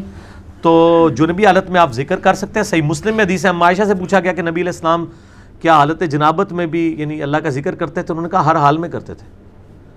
آپ سارے ذکر اذکار کر سکتے ہیں، ذکر کے لیے کوئی پروٹوکول نہیں ہے. قرآن چھونے کے لیے، نماز پڑھنے کے لیے غسل کا پروٹوکول ہے. جامعہ ترمذی میں حدیث ہے مولا علی رضی اللہ تعالیٰ عنہ علیہ السلام سے کہ نبی علیہ السلام کو حالت جنابت کے علاوہ کوئی حالت قرآن پڑھنے سے مانع نہیں ہوتی تھی. یعنی بغیر وضو کے بھی آپ قرآن پڑھ لیا کرتے تھے، زبانی پڑھ سکتے ہیں. البتہ جس پہ غسل فرض ہے وہ قرآن نہیں پڑھ سکتا. اسی طریقے سے حیض والی عورت بھی ذکر اذکار کر سکتی. قرآن کے جتنے اذکار اور دعائیں ہیں، سبحان اللہ الحمدللہ بھی قرآن میں ہے، اذکار کے طور پہ کر سکتے ہیں. کیا مولا علی علیہ السلام نے 6 ماہ تک جب تک حضرت سیدہ فاطمہ کی وفات نہیں ہوئی ابوبکر رضی اللہ تعالیٰ عنہ علیہ السلام کی بیعت نہیں کی؟ بالکل یہ صحیح ہے، بخاری مسلم میں موجود ہے. مسئلہ نمبر 55B میرا موجود ہے. سیدنا علی کو یہ کلک تھا کہ سیدنا ابوبکر رضی اللہ تعالیٰ عنہ اور سیدنا عمر رضی اللہ تعالیٰ عنہ نے مجھے خلافت کے مشورے میں شامل نہیں کیا. حضرت ابوبکر کے خلیفہ بننے پہ ان کو کوئی اعتراض نہیں تھا، وہ بخاری میں موجود ہے. انہوں نے کہا کہ آپ نے اہل بیت کو مشورے میں شامل کیوں نہیں کیا؟ اس پہ حضرت ابوبکر رو پڑے، اور پھر حضرت علی نے کہا بس. اور اس میں الفاظ ہیں، حضرت علی نے کہا کہ اے ابوبکر، اللہ نے جو آپ کو ہم پہ فضیلت دی ہے، ہم آپ سے کوئی جیلس نہیں کرتے، لیکن آل محمد صلی اللہ علیہ وآلہ وسلم کو جو آپ نے مشورے میں شامل نہیں کیا ثقیفہ بنی ساعدہ والے مسئلے میں، تو اس کا ہمیں قلق ہے. تو اس پہ حضرت ابوبکر رو پڑے. ان کا اللہ کی قسم مجھے نبی علیہ السلام کے گھر والے اپنوں سے زیادہ عزیز ہیں. پھر حضرت علی نے کہا میرا آپ سے کوئی اختلاف نہیں. پھر کہا کہ میں اعلانیہ آپ کی بیعت کروں گا. اگلے دن پہلے حضرت ابوبکر ممبر پہ چڑھے اور انہوں نے حضرت علی کی تعریف کی اور ان کی بیعت میں ڈلے کی وجوہات بتائیں، اور پھر سیدنا علی چڑھے اور انہوں نے اعلانیہ بیعت کی اور سارے مسلمان پھر خوش ہو گئے. لیکن یہ 6 مہینے کا عرصہ تھا. اب یہ پورا ایک پنڈورا باکس ہے، 5 منٹ میں نہیں سمجھایا جا سکتا. 55B میرا مسئلہ ہے. وصی رسول کون ہے اور حدیث قرطاس کا تحقیقی جائزہ، جسے شوق ہو تو وہ ضرور دیکھیں۔ کیا فرض نماز ایک سے زیادہ جگہ پر ادا کی جا سکتی ہے؟ اب اس سے کیا مراد ہے کہ فرض نماز کو ہی بار بار پڑھنا ہے، یا فجر کی نماز بریلویوں کے پیچھے، دیوبندیوں کے پیچھے، ظہر عصر جو ہے وہ اہل حدیث کے پیچھے، مغرب شیعہ کے پیچھے؟ یہ اگر کوئی پوچھ رہا ہے تو پڑھیں جی، جدھر مرضی پڑھیں، اور نمازوں کو بار بار رپیٹ کرنے کی کوئی ضرورت نہیں ہے۔ اگر آپ رپیٹ بھی کریں گے تو ایک آپ کی فرض کاؤنٹ ہوگی، باقی نفلی ہوں گی۔ تو میں نے دونوں طریقے سے جواب دے دیا، اس میں مطلب احادیث موجود ہیں، بخاری مسلم میں موجود ہے۔ حذیفہ بن یمان کہتے ہیں معاذ بن جبل کہ میں نبی علیہ السلام کے پیچھے عشاء کی نماز پڑھتا تھا، پھر اپنی قوم میں جا کے عشاء کی امامت کرواتا تھا۔ اس کے اوپر امام بخاری نے باب باندھا ہے کہ متنفل کے پیچھے مفرض کی نماز درست ہے، یعنی جو فرض پڑھنے والا ہے وہ نفل جس نے نیت کیا ہے اس کے پیچھے نماز پڑھ سکتا ہے۔ رشوت کس حد تک جائز ہے؟ کیونکہ کچھ کام رشوت تو لینے والا اور دینے والا دونوں ہی جو ہے وہ دوزکی ہیں۔ ابو داؤد ابن ماجہ کے اندر روایت موجود ہے سخت۔ بس جو آپ کا ضروری کام ہے جس میں رشوت کے بغیر کوئی چارہ ہی نہیں ہے، تو آپ اسی طریقے سے جس نے قرآن میں آیا کہ جب کسی کی زندگی موت کی کشمکش ہو تو وہ خنزیر بھی کھا سکتا ہے، لیکن اس میں الفاظ ہیں کہ وہ بغاوت نہ کرے، کراہت کے ساتھ کرے، تو تب شوقیہ کسی کو رشوت نہ دیں، اور خام خواہ چھوٹے چھوٹے کاموں کے لیے رشوت نہ دینا شروع کر دیں۔ جب بالکل ایسے لاسٹ ریزارٹ آپ کو اپنے کسی جائز کام کے لیے دینی پڑتی ہے تو دل میں برا سمجھتے ہوئے دے لیں، اس کا وبال لینے والے کے اوپر ہوگا۔ فجر کی نماز کے بعد اور سورج طلوع ہونے سے پہلے قضا نمازیں ادا کر سکتے ہیں؟ بالکل، سب کے نزدیک کر سکتے ہیں، حنفیوں کے نزدیک بھی کر سکتے ہیں۔ وہ صرف نفلی نماز کو منع سمجھتے ہیں، فجر کے فرائض کے بعد قضا نماز کو وہ بھی جائز سمجھتے ہیں۔ نبی علیہ السلام نے جو یعنی ممانعت ہے وہ تو 3 اوقات کے اندر ہے، جب سورج نکل رہا ہوتا ہے بالکل ٹکیا جب باہر آنے لگتی ہے 10 منٹ کا وہ، اور داہوہ کبرا جو دن کے وقت ہے، اور غروب سے جسٹ پہلے، لیکن غروب میں آسانی ہے کہ آپ اس وقت نماز عصر پڑھ سکتے ہیں، اور فجر کی بھی ایک رکعت اگر طلوع سے پہلے پا لی تو فجر کی نماز پا لی۔ بخاری مسلم میں موجود ہے، مسئلہ نمبر میرا 30 نمازوں کے اوقات پہ دیکھ لیں ڈیٹیل کے ساتھ۔ دولت کو جمع کرنا اور ذخیرہ اندوزی کرنا کس حد تک جائز ہے؟ ذخیرہ اندوزی تو اور چیز ہے، دولت جمع کرنا اور ہے۔ دولت جمع کرنا تو جائز ہے، ظاہر ہے، زکوٰۃ ہے ہی اس کے لیے جو دولت جمع کرے، اگر وہ زکوٰۃ دیتا ہے، پسندیدہ نہیں ہے۔ بخاری مسلم میں حدیث ہے، نبی علیہ السلام نے کہا اللہ محمد اور آل محمد کو بس اتنا ہی رزق دینا کہ ان کی روح اور جسم کا رشتہ برقرار رہے، البتہ کوئی زکوٰۃ دے لیتا ہے ٹھیک ہے۔ یہ جو بلیک مارکیٹنگ ہے نا، ذخیرہ اندوزی، یعنی بنیادی چیزوں کو ذخیرہ کر لینا کہ مارکیٹ میں اس کی قلت پیدا ہو جائے، یہ تو حرام ہے، اور اس سے کمائی بھی حرام ہے۔ البتہ ایسی چیزیں ذخیرہ کر لینا کہ جو بنیادی نیڈ نہیں ہے اور بعد میں اس کی قیمت مہنگی ہوتی ہے اور آپ بیچ دیتے ہیں تو وہ جائز ہے، اس میں تو کوئی مسئلہ نہیں ہے۔ اور یہ جو پبلک میں مشہور ہے کہ جو مال بغیر محنت کے آ جائے وہ حرام ہے، بالکل جھوٹی بات ہے۔ ایک بندے نے سونا لیا 10 تولے 2001 کے اندر، اس وقت 5-6 ہزار روپے جو ہے وہ تولہ تھا، آج اگر وہ 50,000 سے کراس کر چکا ہے تو بغیر محنت کے وہ اتنے گنا ہو چکا ہے، تو اس میں تو کوئی مسئلہ نہیں ہے۔ سلیپنگ پارٹنر بھی ہو سکتے ہیں۔ بخاری مسلم میں ہے کہ زمین جو ہے صحابہ کرام نے کرائے پہ یہودیوں کو دی ہوئی تھی، محنت یہودی کرتے تھے، کمائی دونوں تقسیم کرتے تھے، تو یہ بات ہی بالکل غلط ہے۔ نظروں کی حفاظت کتنی ضروری ہے، کیسے بچا جائے بے حیائی؟ ہاں، غض بصر، پہلی نظر غلطی سے پڑ جانے کا مطلب کیا ہے؟ اس پہ میرا یوٹیوب پہ کلپ ہے کہ کیا پہلی نظر معاف ہے؟ مسئلہ نمبر 161A ہے، نظروں کی حفاظت غض بصر، یعنی نظر کو جھکا کے رکھنا۔ تو پہلی نظر سے مراد یوں کر کے دیکھنا نہیں ہے، پہلی نظر سے مراد ہے آپ کو پتہ چل گیا کہ سامنے اس طرح ہے اور بس وہ آپ کی پہلی نظر ہوگی، اب آپ دانستہ اس کے اوپر نظر نہ اٹھائیں، یہ حرام ہے۔ اور نظروں کی حفاظت بہت ضروری ہے جی، ظاہر ہے کہ یہ بھی بخاری مسلم میں حدیث ہے، آنکھیں بھی زنا کرتی ہیں اور دل بھی زنا کرتا ہے اور کان بھی زنا کرتے ہیں، پاؤں بھی زنا کرتے ہیں، ہاتھ بھی زنا کرتے ہیں، شرمگاہ اس کی تصدیق کرتی ہے۔ مسئلہ 161A میرا نظروں کی حفاظت کے اوپر اور 161B پردے کے اوپر ہے، وہ دیکھ لیں۔ میں نے سنا ہے کہ جس حدیث میں پیغمبر صلی اللہ علیہ وسلم نے صف میں اکیلے آدمی کی نماز کو پڑھنے کا حکم دیا تھا کیونکہ اگلی صف میں جگہ موجود تھی، ایسی بات نہیں ہے میرے بھائی، اتنا سیدھا مسئلہ نہیں ہے، اس کے اوپر محدثین میں بڑا سخت اختلاف پایا جاتا ہے۔ اگلی صف میں اگر جگہ موجود ہو اس کے باوجود کوئی پچھلی صف میں نماز پڑھے تو یہ حنفیوں کی مسجدوں میں آپ یہ عام منظر دیکھ سکتے ہیں، یہ بھی ہو رہا ہوتا ہے۔ اگر انہوں نے یہ جھوٹی ایکسکیوز پیش کی ہے تو اس کے اوپر تو کوئی اختلاف ہی نہیں ہے۔ اکیلا پیچھے نماز نہیں پڑھے گا، جماعت کا ایک پروٹوکول ہے، جماعت میں آپ نے یعنی اکٹھے ہونا ہے، ایون 2 بندے ہوں گے تو جماعت قائم کریں گے وہ بھی ساتھ ساتھ کھڑے ہوں گے، اگر اکیلا صف میں پیچھے بندہ ہے تو ابو داؤد ترمذی ابن ماجہ کے اندر حدیث موجود ہے، اس کی نماز نہیں ہوگی، وہ آگے سے کسی کو پیچھے لے آئے گا، لیکن وہ اگلے لوگ ایجوکیٹ بھی ہونے چاہیے۔ تو عموماً یہی ہوتا ہے، اکیلے کی بہت کم ہی نوبت آتی ہے، کوئی نہ کوئی آگے شامل ہو جاتا ہے۔ بہرحال اکیلے بندے کی نماز صف میں نہیں ہوگی، آگے سے کسی کو پیچھے کر لے، جو بالکل امام کے پیچھے اس کو پیچھے کر لے، اور ان کو بھی ایجوکیٹ ہونا چاہیے، باقی ساتھ والے پھر مل کے صف کو سیدھا کر لیں تو نماز درست ہو جائے گی۔ اور بسا اوقات یہ بھی ہوتا ہے کہ لوگ ایجوکیٹ نہیں ہوتے ہیں، شوق ان کو بہت ہوتا ہے امام کے پیچھے کھڑے ہونے کا، لیکن صحیح بخاری میں حدیث ہے، نبی علیہ السلام فرمایا جن کو قرآن زیادہ ہے، دین کا زیادہ علم ہے، وہ میرے پیچھے کھڑے ہوا کریں، ورنہ مجھے بھی قرآن پڑھنے میں جو ہے وہ دقت ہو جاتی ہے، ظاہر ہے وہ پھر وہ روحانیت نہیں نہ رہتی۔ تو یہاں پہ جو جتنا بڑا کوئی چودھری ہے اس کو شوق ہوتا ہے پیچھے کھڑے ہونے کا، اور اگر امام کا وضو ٹوٹ جائے تو اس چودھری صاحب کو آگے کر کے امام صاحب اپنے مسئلے پہ کھڑا کر سکتے ہیں؟ نہیں۔ تو امام کے ایگزیکٹ پیچھے وہ لوگ ہونے چاہیے کہ آگے بڑھ کے نماز پڑھا سکے۔ صحیح بخاری میں آتا ہے کہ سیدنا عمر رضی اللہ تعالیٰ عنہ کو جب زخم لگا تو سعد ابن ابی وقاص، سیدنا عبد الرحمن بن عوف بالکل پیچھے نماز پڑھ رہے تھے، نماز سیدنا عمر تو گر پڑے، کچھ صاحب نے ان کو سنبھالا، اور سیدنا عبد الرحمن بن عوف آگے مسلح پہ گئے، انہوں نے نماز مختصراً پڑھا کے نماز مکمل کی، نماز توڑی نہیں ہے۔ اب یہاں پہ کس کی کیپیبلٹی ہے کہ وہ آگے بڑھ کے نماز پڑھائے؟ میرا خیال ہے امام کا وضو ٹوٹ جائے تو سارے ایک دوسرے تکڑنا شروع کر دیں گے، ہوتا ہے امام سے پیچھے وہ بھی ٹور پاؤں، ٹھیک ہے جو آنا ہے تو دوبارہ نیت کرنا ہے۔ تو اس طرح کے لوگ نہیں ہونے چاہیے امام کے پیچھے، ان کو امام کو ضرورت ہی نہیں کہ وہ آگے کسی کو کھڑا کرے، وہ پیچھے ایسے لوگ ہی پہلے ہی کھڑے ہونے چاہیے کہ جب وضو امام کا ٹوٹ جائے تو وہ آگے بڑھ کے تو نماز کو مکمل کریں۔ کیا چیز؟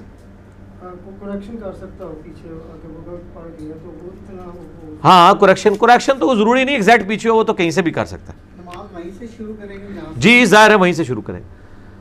اللہ کے ذکر کرنے کے موضوع پر ایک حدیث کا کچھ حصہ یوں ہے کہ جب اللہ تعالیٰ نے فرمایا کہ میں نے ان کو بخش دیا تو فرشتوں نے کہا کہ ان میں سے ایک آدمی ایسا تھا جو ذکر کی نیت سے محفل میں نہیں آیا تھا، اس میں فرشتوں کا انسان کی نیت کو جاننا ثابت ہو گیا۔ نہیں، کوئی نیت کو جاننا ثابت نہیں ہوا، بالکل آپ نے غلط رزلٹ نکالا ہے۔ اس طرح کی نیتیں تو ہم بھی جان لیتے ہیں، وہ اس لیے کہ ایک بندہ یہاں سے بازار روٹی لینے گیا ہے اور راستے میں کوئی درس قرآن کی محفل ہو رہی ہے اور وہ 2 منٹ کے لیے اس درس قرآن کی محفل میں بیٹھ جاتا ہے، تو میں نے کہا مجھے علم غیب ہو گیا ہے کہ جی وہ میں کہوں کہ جی یہ تو روٹی لینے کے لیے آیا تھا، یہ راستے میں رک گیا۔ ایسا تو نہیں ہے، علم غیب نہیں، ظاہری اسباب میں پتہ ہے کہ وہ اس کام کے لیے گیا تھا۔ تو فرشتے چونکہ نامہ اعمال لکھ رہے ہوتے ہیں، ان کو وہ پتہ ہوتا ہے یہ کس کام کے لیے جا رہا ہے، تو وہ بھی ظاہری اعمال کو دیکھتے ہیں، فرشتے غیب کو نہیں جانتے۔ ورنہ تو صحیح مسلم میں حدیث ہے کہ قیامت الدین ایک سخی کو، ایک شہید کو، ایک قاری کو بلایا جائے گا، تو وہ سخی قاری شہید کے تو نامہ اعمال میں اتنی ڈھیروں نیکیاں لکھی ہوئی ہوں گی، لیکن اللہ تعالیٰ فرمائے گا کہ تو نے تو اس لیے سخاوت کی کہ لوگ تجھے امیر کہیں، دنیا میں لوگوں نے کہہ لیا میرے ہاں کوئی اجر نہیں، دوزخ میں۔ قاری کو کہا جائے گا تو نے اس لیے قرآن پڑھا اور سکھایا کہ لوگ تجھے کہ بہت بڑا قرآن کا قاری ہے، دوزخ میں پھینک دیا جائے گا۔ شہید کو کہا جائے گا کہ تو نے اس لیے سارے معاملات کیے، لوگ تجھے بڑا بہادر کہیں، تو دنیا میں تعریف ہو گئی، دوزخ میں پھینک دیا جائے گا۔ تو نامہ اعمال میں نیکیاں لکھی ہوئی ہوں گی نا، تو فرشتوں کو تو نہیں پتا کس نیت سے کر رہا ہے۔ یہ جو حدیث ہے نا، یہ صحیح مسلم میں موجود ہے، بخاری میں بھی موجود ہے، اور میرا ایک کلپ ہے یوٹیوب کے اوپر، قرآن خوانی کا ثبوت۔ ایسی قرآن خوانی جو نئی دکان بنانے کے لیے ہو یا نئے مکان کے اندر شفٹ کرنے کے لیے، اس کا میں نے اجتہاد کیا۔ باقی سال ثواب والی قرآن خوانی تو کوئی ثابت نہیں ہے، یہ تو ایگزیجریشن ہے دین کے اندر۔ مسئلہ نمبر 74 میرا ریکارڈڈ ہے سال ثواب کے اوپر، تو اسی میں یہ حدیث ہے کہ وہ لوگ وہ ذکر قرآن کی، اللہ کی محفلیں نہیں ہیں، قرآن کے درس کی محفلیں، اس میں ایک بندہ ویسے ہی ساتھ شامل ہو جاتا ہے کہ چلو میں ان نیک لوگوں کے ساتھ بیٹھوں، تو اللہ تعالیٰ ان کی برکت سے اس کو بھی بخش دیتا ہے۔ بالکل ٹھیک ہے، پہلے تو وہ محفلیں لے کے آئے نا، آپ نے جو محفلیں بنائی ہوئی ہیں، ان میں تو محفل کرنے والا، کروانے والے، ان کی پتہ نہیں آخرت کا کیا معاملہ ہے، سارے بدعت کے اوپر مبنی کام کیے ہوئے ہیں۔ درس قرآن کی جو محفلیں جس میں توحید سکھائی جا رہی ہے، سنت سکھائی جا رہی ہے، یہ اس کی برکتیں ہیں۔ ہاں تو وہ ٹھیک ہے، وہاں پہ تو ہیں برکتیں۔ تو فرشتے نیت نہیں جانتے ہیں ان کی، بلکہ فرشتے دیکھتے ہیں کہ وہ ایک کام سے جا رہا تھا، راستے میں رک گیا۔ یہ تو نہیں ہوتا کہ بندہ گھر سے نکلتا ہے اور بغیر ارادے کے نکل جاتا ہے جی میں کس لیے جا رہا ہوں، ظاہر ہے گھر میں کوئی ڈسکشن ہے، کسی کام کی نیت سے باہر نکلا ہے ڈسکشن کرنے کے لیے، یہ نٹی گٹی بیچ میں سے نکالیں۔ اگر فرشتوں کو کچھ پتا ہوتا تو قرآن میں جو سورۃ البقرہ میں ہے کہ آدم علیہ السلام کو اللہ نے ہر چیز کے نام سکھا دیے، فرشتوں کو تو نہیں آئے۔ یہاں تو آپ دل کی حال کی بات بتا رہے ہیں، اللہ نے چیزیں سامنے رکھی ہیں کہ بتاؤ ان کے نام کیا ہیں، تو ان کو نہیں آئے، آدم علیہ السلام کو آ گئے۔ تو علم غیب اگر ان کو ہوتا تو آ جاتے، بالکل غلط ہے دین کے نام پہ یا سیاست کے نام پہ ریلیاں نکال کے روڈ بلاک کرنا اور عوام کو تنگ کرنا کیسا ہے؟ بالکل حرام ہے جی. ایسی روڈ بلاک کرنا کہ جس سے لوگ تنگ ہوں تو بالکل حرام ہے. اس میں تو کوئی دوسری رائے نہیں. اور یہ سارے کہتے ہیں جنہوں نے بلاک کی ہوتی ہے نا, وہ بھی کہتے ہیں. بہرحال انڈیا, پاکستان, بنگلہ دیش میں تو اس وقت تک پروٹیسٹ ریکارڈ ہی نہیں ہوتا لوگوں کے دماغ میں, اور لوگ اس کو سمجھتے ہیں کہ وہ دینی ایکٹیویٹی پرفارم ہی نہیں ہوئی جب تک کہ آپ روڈ بلاک کر کے لوگوں کو تکلیف نہ دیں, شیشے نہ توڑ دیں, بینک نہ لوٹ لیں. تو یہ سب کچھ جذباتی ڈاکٹرائن چل رہی ہے, اس کا تو کوئی علاج نہیں ہے. ان کو ہی سمجھانا چاہیے. کوئی ایسی ریلیاں نکالیں. میں تو قطعاً کسی میلاد کے جلوس کا, محرم کے جلوس ہوں یا اور سیاسی جلوس ہوں, میں تو قطعاً ان کے حق میں نہیں ہوں. جلوس نہیں ہونے چاہیے, پروگرام کریں کنٹرول انوائرمنٹ کے اندر, سیکیورٹی کے پوائنٹ آف ویو سے بھی, اور روڈز کو بلاک نہ کریں. اب پنڈی کے اندر پورا مہینہ میلاد کے جلوس نکلتے رہتے ہیں, صرف 12ویں بلبل پہ نہیں, اور باقاعدہ روڈ کی ایک سائڈ بلاک کی ہوتی ہے اور دوسری طرف لائنیں لگی ہوتی ہیں. کوئی مریض ہاسپٹل سے لیٹ ہو رہا ہے, ہوتا رہے ان کی بلا سے. میرا خیال ہے نبی علیہ السلام دنیا میں موجود ہوں تو آپ صلی اللہ علیہ وآلہ وسلم ان ساری چیزوں کے اوپر ان کے ساتھ کیا کریں کہ آپ لوگ کس کاسٹ کے اوپر کر رہے ہیں. ان کو میں ایک حدیث سناتا ہوں ابو داؤد و ترمذی کے اندر کہ نبی علیہ السلام نے فرمایا کہ اے کعبہ تیری حرمت ہے, لیکن اللہ کے نزدیک ایک مسلمان کے دل کو دکھانا اس سے زیادہ سنگین جرم ہے کہ کوئی شخص کعبے کی اینٹ سے اینٹ بجا دے. یہ دل دکھانے کی بات ہو رہی ہے, اور تکلیف میں ڈالنا کسی کو اس لیول کے اوپر کہ بچے سکول جانے سے رہ رہے ہیں, مریض جو ہے وہ ہاسپٹلس میں جانے سے رہ جائیں. تو یہ سب کی سب چیزیں گلے پھاڑنا اور یہ سب کچھ کرنا غلط ہے. کنٹرول انوائرمنٹ میں ہو تو ٹھیک ہے, آپ جو مرضی کرتے رہیں, حلال حرام کا مسئلہ نہیں ہے. غلط کر رہے ہوں گے تو غلط ہوگا, صحیح کر رہے ہوں تو صحیح ہوگا. تو روڈز بلاک کرنا حرام ہے. ہم آپ صلی اللہ علیہ وسلم پر درود پڑھتے ہیں جو کہ ہمارے لیے عبادت ہے. اللہ فرماتا ہے میں بھی نبی علیہ السلام پر درود بھیجتا ہوں. اس سے کیا مراد ہے؟ مسئلہ نمبر 56 میں نے ڈیٹیل کے ساتھ بیان کیا ہے کہ ہمارا درود بھیجنا کیا ہے. اللہ سے کہنا کہ نبی علیہ السلام پہ رحمت نازل فرما, اللہم صلی علی محمد وعلی آل محمد. اور اللہ تعالیٰ کا درود فرمانا یہ ہے کہ اللہ تعالیٰ اپنے نبی پر خود رحمت بھیجتا ہے اور ان کے درجات بلند کرتا ہے. یہ اللہ کا درود بھیجنا ہے. ٹھیک ہے, ہم بھی جو بھیج رہے ہوتے ہیں ہم بھی تو اللہ ہی سے کہہ رہے ہوتے ہیں کہ اللہ تو رحمت نازل فرما, اور جب اللہ خود رحمت نازل فرما دیتا ہے نبی علیہ السلام کے اوپر تو درود شریف ہو جاتا ہے. ٹھیک ہو گیا, اس میں تو کوئی مسئلہ نہیں ہے.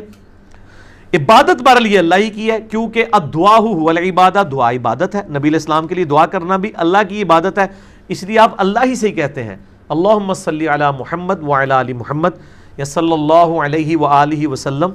اللہ کا درود ہو, سلامتی ہو نبی علیہ السلام اور ان کی اولاد کے اوپر, ان کی آل کے اوپر. یہ دعا مانگ رہے ہوتے ہیں, یہ عبادت ہی ہے. مسئلہ نمبر 56 میں نے ڈیٹیل لیکچر ریکارڈ کروا دیا ہے, درود شریف کے اوپر ساری کی ساری ڈیٹیلز موجود ہیں. 4-5 دن کے بچے کی اذان دی جاتی ہے, جبکہ اتنی عمر کا بچہ نہ عربی سمجھتا ہے نہ اس میں شعور ہوتا ہے. اذان کا کیا مطلب ہے؟ اذان اس کے لیے نہیں, عربی تو 4-5 سال کا بچہ کیا آپ کا 40-50 سال کا ابا بھی نہیں سمجھتا. پہلا تو میرے کو پھکی والا جواب لو نا. اگر تھی سمجھ دو سمجھدا انہوں پوچھو جی قد قامت الصلاۃ دا مطلب دسو. میں بھی شعار اللہ اکبر کا مطلب نہیں پوچھاں گا, دسو قد قامت الصلاۃ. یہ برکت کے لیے ہے. چھوٹے بچوں کو دم بھی ڈالا جاتا ہے نا, وہ اس لیے نہیں کہ ان کو مطلب آتا ہے, اس کی برکت سے اللہ تعالیٰ اس کے اوپر رحمت نازل فرماتا ہے. اذان کے اوپر اجماع اور عملی تواتر ہے کہ بچے کے کان میں اذان, کان سے مراد یہ نہیں ہے کہ وہ ایسے رکھ کے تو وہ بنا کے تو اس طریقے سے اذان دے رہے ہوتے ہیں کان میں. آپ پاس کھڑے ہو کے بس قبلہ رخ کھڑے ہو کے اذان دے دیں. اگر فجر کا ٹائم ہے فجر والی اذان دے دیں, اگر دوسرے ٹائمنگ ہے دوسری والی اذان دے دیں, وہ کان سے ہی سنے گا. اور یہ جو ہے کہ دائیں کان میں اذان بائیں میں اقامت نہیں, صرف اذان دینا ہی ثابت ہے. امام ترمذی نے اس کے اوپر اجماع نقل کیا ہے. تو وہ بچے نے بس اس تک اناؤنسمنٹ ہو گئی ہے. اگر آپ کا یہ اصول مان لیا جائے تو عربی تو بڑے کو بھی نہیں آتی. بڑا جس پہ نماز فرض ہے وہ نماز پڑھ رہا ہے 40 سال سے, اس کو نماز کا مطلب نہیں پتا, وہ ایک الگ سے چیز ہے. تو عربی سیکھنے نہ سیکھنے کا اس کا تعلق نہیں ہے, وہ اللہ تعالیٰ نے ایک پروٹوکول کے لیے الفاظ رکھے ہوئے ہیں. ہدایت اور صراط مستقیم کیا ہے؟ نبی علیہ السلام کا راستہ. اہدنا الصراط المستقیم, اے اللہ ہمیں سیدھے راستے پر چلا. شکر ہے سیدھے راستے پر, راستوں نہیں ہے. صراط الذین انعمت علیہم, راستہ ان لوگوں کا جن پر تیرا انعام ہوا. اور یہ کہتے ہیں جی جناب سارے ہی آگتے نے, تو پھر راستہ کیوں آیا ہے؟ آپ نے جو 4-5 راستے بنائے ہیں اس میں تو ایک راستے والا کہتا ہے کہ جو فاتحہ نہ پڑھے اس کی نماز نہیں ہے, دوسرا کہتا ہے جو فاتحہ پڑھے اس کے منہ میں جلتا ہوا آگ کا انگارہ رکھ دو, اور آپ کہتے ہیں دونوں ہی ٹھیک ہیں. تو یہ دو راستے کس طرح بالکل 180 ڈگری ہو کے حق پہ کیسے ہو سکتے ہیں؟ ایک ہی بندہ بات صحیح کر رہا ہے نا. ایک بندہ کہتا ہے جی جناب یہ گلاس ہے، دوسرا کہتا ہے نہیں جی یہ گاڑی کھڑی ہے، تیسرا کہتا ہے جی موٹر سائیکل ہے، آپ کے جی سارے ٹھیک ہے. اس طرح تو نہیں ہوگا. تو صراط مستقیم نبی علیہ السلام کا راستہ ہے. مسند امام احمد میں حدیث موجود ہے. میرا مسئلہ نمبر 78 کا نام یہی ہے، صراط مستقیم کی حقیقت اور قبر کے 4 سوال. اسی میں سے میرا کلپ ہے جو لاکھوں لوگوں نے دیکھا ہے، قبر کے 4 سوال، 3 نہیں 4. آپ یوٹیوب پہ جا کے لکھیں قبر کے 4 سوال. اس لیکچر کا نام مسئلہ 78 کا ہے صراط مستقیم اور قبر کے 4 سوال. وَأَنَّ هَذَا صِرَاطٌ وَأَنَّ هَذَا، یہ آیت ہے سورۃ الانعام کی، آیت نمبر ہے 59. یہ آپ صلی اللہ علیہ وآلہ وسلم نے تلاوت فرمائی، اور اس کانٹیکسٹ کے اندر بخاری اور مسلم دونوں کے جو مسند امام احمد میں صحیح سند کے ساتھ حدیث موجود ہے اس آیت کے کانٹیکسٹ میں، کہ نبی صلی اللہ علیہ وآلہ وسلم نے اس آیت کو تلاوت فرمایا، اور پھر آپ صلی اللہ علیہ وآلہ وسلم نے فرمایا کہ یہ میرا سیدھا راستہ ہے، اور دائیں بائیں کے جو راستے ہیں وہ شیطان کے راستے ہیں. یہ آیات جب آئی تھی نا تو میں نے اس کے اوپر مسئلہ 78 ریکارڈ کرایا تھا، تو میں آپ کو بتا دیتا ہوں.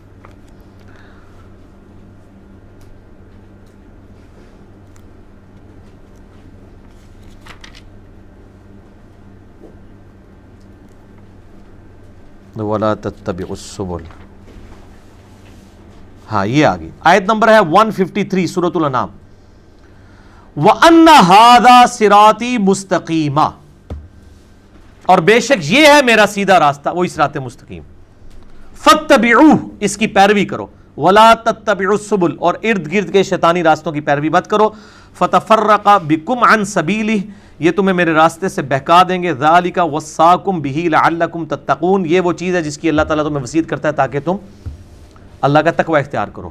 یہ آیت آپ علیہ السلام نے تلاوت کی. مسند امام احمد میں صحیح سند کے ساتھ حدیث ہے. مشکات میں شروع کا چیپٹر جو ہے نا، کتاب الاعتصام بالکتاب والسنہ، کتاب و سنت کو مضبوطی سے پکڑنا، اس میں یہ حدیث ہے.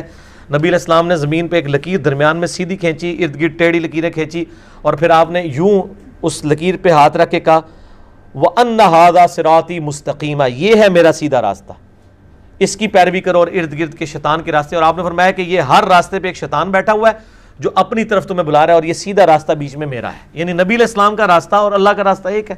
مَن يُطِعِ اللَّهَ وَرَسُولَهُ مَن يُطِعِ الرَّسُولَ فَقَدْ أَطَاعَ اللَّهَ. تو نبی علیہ السلام کا راستہ صراط مستقیم ہے، اور ظاہر ہے وہ وہی ہے جو قرآن حکیم کے اندر ہے. کیا مومن کبیرہ گناہ کر سکتا ہے؟ کبیرہ گناہ کرنے والا مومن ہو سکتا ہے؟ بالکل کر سکتا ہے. مومن صحابہ کرام علیہم رضوان سے بھی کبیرہ گناہ ہوئے ہیں، شراب نوشی، زنا اور باقی گناہ بھی ثابت ہیں. تو یہ نہیں ہے کہ وہ مسلمان یا مومن نہیں تھے، لیکن جس وقت وہ عمل کر رہا ہوتا ہے، صحیح مسلم میں حدیث ہے، جب کوئی شخص زنا کرتا ہے تو اس ایک لمحے میں وہ مومن نہیں رہتا، ایمان اس میں سے نکل کے اس کے سر پہ منڈلانا شروع کر دیتا ہے. پھر اللہ کی طرف جب وہ رجوع لاتا ہے تو ایمان واپس آ جاتا ہے. تو توبہ کرنی چاہیے. اور گناہ تو ہو سکتا ہے، مطلب اس میں تو کوئی ایسا مسئلہ نہیں ہے کہ گناہ نہ ہو. اصل چیز ہے کہ اس کے بعد ڈٹنا نہیں چاہیے، بلکہ توبہ اور رجوع. مسئلہ نمبر 18 ہے گناہ کبیرہ اور اس کی توبہ کا بیان. اس میں نے بتایا گناہ کبیرہ ہے کون کون سے. قرآن حکیم میں بھی بیان ہوئے ہیں: قتل نہ حق، زنا، چوری، شراب نوشی، غیبت، جھوٹ، یہ سارے گناہ کبیرہ ہیں. میں نے کافی سارے گناہ کبیرہ قرآن حکیم اور بخاری مسلم سے مسئلہ نمبر 18 میں بتائیں. اگر نماز کا ٹائم شروع ہو جائے اور اگر کوئی اذان نہ ہو تو اکیلا بندہ نماز پڑھ سکتا ہے یا اذان دے کر پڑھ سکتا ہے. کیوں پڑھنا چاہ رہا ہے اکیلا؟ جلدی ہے اسے، جماعت سے پڑھے. اور اگر کسی ایسی جگہ کے اوپر ہے جہاں پہ مطلب اذان نہیں ہوئی ہے تو ٹائم داخل ہوتا ہی ہو سکتا ہے. یہ عورتوں کا مسئلہ ہو سکتا ہے، انہوں نے جماعت سے نہیں پڑھنی. تو اگر ظہر کا وقت سپوز 12:20 پہ شروع ہے تو بے شک اذان 12:30 یا 12:45 ہوتی ہے. جب ٹائم داخل ہو گیا تو آپ ظہر کی نماز پڑھ سکتے ہیں. عورتوں کے لیے میں بتا رہا ہوں، مرد نے تو جماعت سے ہی پڑھنی ہے تو پڑھیں، ضرور پڑھیں. اکیلا بندہ بھی، صحیح بخاری میں حدیث ہے، تیرے رب کو اس گڈریے پہ بڑا پیار آتا ہے جو پہاڑ کی چوٹی پہ اکیلا کھڑا ہو کر اذان اور اقامت دے کے جماعت کو قائم کرتا ہے. یعنی کوئی اس کا ساتھی نہیں ہے. وہ آپ اکیلے بھی، کبھی آپ کی جماعت رہ گئی ہے اور آپ اکیلے نماز پڑھ رہے ہیں تو آپ بلند آواز میں اقامت کہہ کے، تکبیرات بلند کہہ کے نماز پڑھ سکتے ہیں. بخاری کی حدیث کا مفہوم ہے کہ نماز کے بعد بلند آواز سے ذکر کیا جاتا تھا. تو کیا نماز کے بعد بلند آواز سے ذکر کرنا جائز ہے؟ جائز نہیں، سنت ہے. لیکن یہ والا نہیں جو انڈیا پاکستان والوں نے بتایا ہے. بخاری میں خالی بلند آواز کا ذکر نہیں ہے، بخاری مسلم میں حدیث موجود ہے کہ نبی صلی اللہ علیہ وآلہ وسلم، صحیح بخاری میں انٹرنیشنل نمبر کے مطابق 842 ہے اور صحیح مسلم میں 1316 ہے، ہمارے گرین کارڈ کے اوپر ٹاپ کے اوپر یہ ذکر لکھا ہے کہ ابن عباس کہتے ہیں کہ نبی علیہ السلام کا جماعت کا مکمل ہونا میں اللہ اکبر کی آواز سے، بلند ذکر کی آواز سے پہچانتا تھا. سلام پھیرتے ہی آپ کہیں گے اللہ اکبر، اس کے بعد آپ آہستہ آواز میں پڑھیں گے. صحیح مسلم میں آتا ہے 3 دفعہ استغفر اللہ استغفر اللہ استغفر اللہ اللہم انت السلام و منک السلام تبارک یا ذا الجلال والاکرام. اس کا حوالہ صحیح مسلم 1334 ہے. اور یہ جو سعودیہ والوں نے ایک جو ہے وہ اور عرب کے لوگوں نے اس حوالے سے ایک دھوکہ دیا ہوا ہے، وہاں پہ جو اذکار کے آپ کو ملیں گے نا جو چھپے ہوئے کارڈ بھی اور بڑے بروشرز بھی، ان پہ اللہ اکبر نہیں لکھا ہوا ہوتا، 3 دفعہ استغفر اللہ لکھا ہوتا ہے اور نیچے اللہم انت السلام. تو وہ تو مجھے پھر بعد میں جب میری ڈسکشن ہوئی ان سے اور میں نے ان کے فتاویٰ پڑھے تو وہ فرض نماز کے بعد تکبیر کی تعویل اتنی باطل کرتے ہیں کہ اللہ ہی ان کو عقل دے. وہ کہتے ہیں جو یہ بخاری مسلم میں الفاظ ہیں نا کہ نبی علیہ السلام کی فرض نماز کا مکمل ہونا، ابن عباس کہتے ہیں میں تکبیر کی آواز سے پہچانتا تھا، تو اس تکبیر سے مراد استغفر اللہ ہے، اللہ اکبر نہیں ہے. یہ تو مسلمانوں کے بچے کو بھی پتا ہے کہ استغفر اللہ کو استغفار ہی کہا جاتا ہے، تکبیر نہیں کہا جاتا. تکبیر تو اللہ کی بڑائی کرنا. پھر میں نے ان کے لیے ایک علمی پھکی رکھی ہوئی ہے کہ بخاری اور مسلم میں حدیث ہے کہ حضرت ابو ہریرہ رضی اللہ تعالیٰ عنہ کہتے ہیں کہ نبی صلی اللہ علیہ وآلہ وسلم جب نماز شروع کرتے ہیں تو تکبیر کہتے، جب رکوع میں جاتے تو تکبیر کہتے، جب رکوع سے سر اٹھاتے تو سمیع اللہ لمن حمدہ ربنا لک الحمد یا ولک الحمد کہتے، اور جب سجدے میں جاتے تو تکبیر کہتے. یوں 4 رکعتوں میں 22 دفعہ تکبیر کہتے. تو کیا وہ استغفر اللہ کہہ رہے ہوتے تھے؟ ادھر تو آپ بھی اللہ اکبر کہہ کے نماز شروع کرتے ہیں. تو نماز والی تکبیر اللہ اکبر ہے، دوسری تکبیر بھی اللہ اکبر ہی ہے فرض نماز کے بعد والی. تو یہ سعودیہ کے آپ کبھی بینرز دیکھیں گے آپ کو اللہ اکبر وہ بڑے چڑھتے ہیں، لیکن پاکستان میں ماشاءاللہ اہل حدیث نے نا ان کا جو ہے نا وہ مکو گول کیا ہے. دارالاسلام والوں نے جتنے چھاپے ہیں اس میں انہوں نے پہلے نمبر پہ اللہ اکبر کا ذکر لگایا، اور دارالاسلام کی برکت سے سعودی عرب والوں نے جو یہ دین کو ٹیمپر کرنے کی کوشش کی تھی سنت ذکر کو، یہ انہوں نے تعریف کی ہے نا کہ آپ تکبیر کو استغفر اللہ کہہ رہے ہیں، ٹھیک ہے نا جی. تو اس حوالے سے اللہ تعالیٰ نے جو ہے نا دارالاسلام کے ذریعے حق آواز لوگوں تک پہنچائی، چونکہ دنیا میں سب سے بڑا ادارہ ہے دارالاسلام پبلیکیشن کا. تو پوری دنیا میں ان کے بینرز اب مسجدوں کے اندر بھی لگے ہوئے ہیں، باقی چیزیں بھی ہیں. تو ماشاءاللہ اس حوالے سے حق بات لوگوں تک پہنچ گئی ہے. ٹھیک ہوگا جی. دیکھیں میں نے ایک سوال میں آپ کو کتنے جواب دے دیے، دیکھیں نا جی. یہ ساتھ ساتھ یہ چھوٹے چھوٹے وہ مسئلے ہیں، کیونکہ مجھے ای میلز پہ لوگ آگے پیچھے پوچھتے رہتے ہیں جو کچھ دماغ میں آتا ہے، جو کہ فری سٹائل مجلس ہے نا جی، مجلس میں تو یہی کچھ ہوگا. ٹخنوں سے نیچے شلوار کرنے سے وضو ٹوٹ جانے والی حدیث کو شیخ زبیر علی ضعیف صاحب حسن کہتے ہیں، جبکہ شیخ البانی اور دوسرے محدث ضعیف کہتے ہیں. ہم کس کی بات مانیں؟ آپ اس کی بات مانیں جو احتیاط کے زیادہ قریب ہے اس مسئلے میں. شیخ زبیر صاحب نے، دوسروں نے جو ضعیف کہا ہے انہوں نے کہا ایک راوی مجہول ہے، جبکہ شیخ زبیر صاحب نے 3 محدثین سے اس کی توثیق ثابت کی ہے، اور یہ روایت مشکات کے اندر بھی موجود ہے، ابو داؤد کی یہ روایت. تو احتیاط اسی سائڈ کے اوپر ہے کہ وضو ٹوٹنے کا مسئلہ نہیں ہے، نماز نہیں ہوتی. وضو ٹوٹنے کا تو شیخ زبیر صاحب بھی نہیں کہتے، اس میں الفاظ ہے ہی نہیں ہے کہ وضو ٹوٹ جاتا ہے. اس میں ہے کہ ایک شخص آیا، ابو داؤد کے اندر الفاظ موجود ہیں،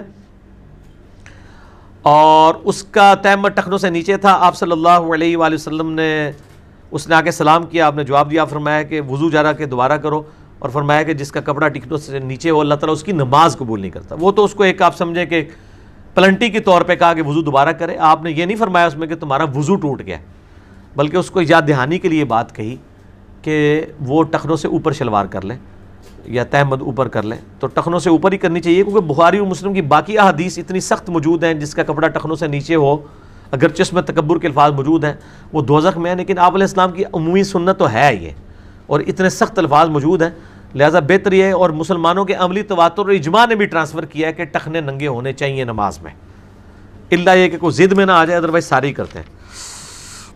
قرآن کو پیٹ کر کے بیٹھنے سے گناہ ہوتا ہے؟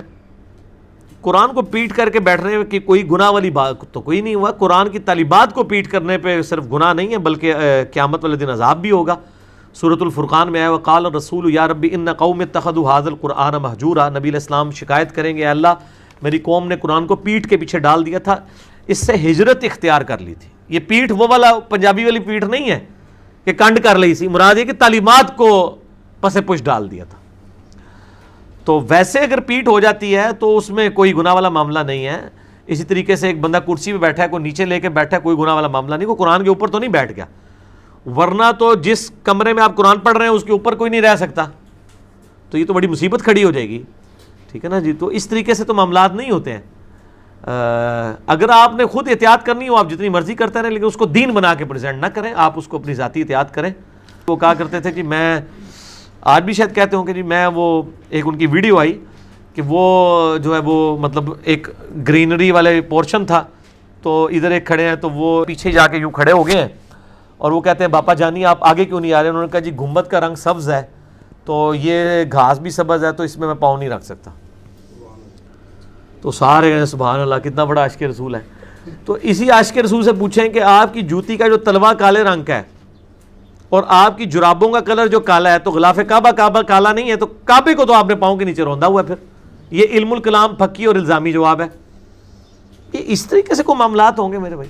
گنبد خضرا کا جو کلر گرین ہے، پہلی بات ہے وہ نبی علیہ السلام نے تو گنبد خضرا بھی نہیں بنوایا، آپ نے بھی خود لکھا ہے، خدا اعلیٰ حضرت نے لکھا ہے کہ 668 ہجری میں رکھا گیا ہے. نبی علیہ السلام کی مخالفت پہ 650 سال کے بعد یہ کام ہوا ہے. حالانکہ گنبد کی ٹیکنالوجی قبل از مسیح تھی، کسی سے تابعی تبع تابعی نے کام نہیں کیا. حالانکہ تابعین کے دور میں قبۃ الصخرہ بن چکا تھا، ڈوم آف دا راک، وہ جو گولڈن ڈوم ہے، لیکن کسی نے نبی علیہ السلام کی قبر مبارک کے اوپر گنبد نہیں رکھوایا. مسئلہ نمبر 27 میرا اس حوالے سے ریکارڈڈ ہے، جسے شوق ہے گنبد خضرا مسجد نبوی مزارات کے اوپر دیکھ سکتا ہے. تو اور یہاں پہ یہ بھی مشہور ہے جی وہ تکیے کے اوپر آپ تکیے پہ نہیں بیٹھنا چاہیے، اس پہ رکھ کے قرآن پڑھا جاتا ہے. ٹھیک ہے. اس کی فقین کو دیکھیں. سنن ابی داؤد میں ایک حدیث ہے کہ نبی علیہ السلام کو یہودیوں نے ایک مدرسے میں بلایا کوئی زنا کے مقدمے کے فیصلے کے لیے، تو آپ صلی اللہ علیہ وآلہ وسلم نے ان کو تورات منگوائی کہ لاؤ تورات میں سے فیصلہ کرتے ہیں. اور آپ کے ساتھ ایک بندہ تھا جو تورات پڑھ سکتا تھا. آپ علیہ السلام کو تو یعنی وہ عبرانی زبان نہیں آتی تھی، تو انہوں نے آپ کو تکیہ پیش کیا. آپ صلی اللہ علیہ وآلہ وسلم اس تکیے پہ بیٹھ گئے، اور اس کے بعد جب تورات لائی گئی تو آپ صلی اللہ علیہ وسلم نے اپنی پیٹھ کے نیچے سے وہ تکیہ نکالا اور تورات کو اس تکیے پر رکھا اور کہا کہ میں ایمان لایا اس کتاب پر بھی اور اس کتاب کو نازل کرنے والے پر بھی. آپ اندازہ کریں یہاں پہ وہ جعلی روایت مشہور کی ہے کہ حضرت عمر نے وہ تورات کے صفحے پکڑے تھے، نبی علیہ السلام ناراض ہو گئے. وہ سنن دارمی کی شیخ زبیر صاحب نے اس کی تحکیم پوری مشکات کی کتاب الاعتصام بالکتاب والسنہ چیپٹر میں کر دی ہے. تو قرآن تو بار بار کہتا ہے فَأْتُوا بِالتَّوْرَاةِ، لاؤ تورات پڑھو. اس میں کہاں یہ لکھا ہوا ہے جو تم شریعت کے احکامات پیش کر رہے ہو. تورات تبدیلی کے باوجود اس میں توحید آج بھی الحمدللہ بڑی اچھی فارم میں موجود ہے. ظاہر آپ یہود و نصارہ کو دعوت کیسے دیں گے؟ تو نبی علیہ السلام نے اس تورات میں سے فیصلہ کیا. انہوں نے وہ تورات کے چند اس حصے کے اوپر جب ہاتھ رکھ لیا، وہ ہاتھ اٹھائے گئے تو نیچے وہی سزا لکھی ہوئی تھی رجم والی.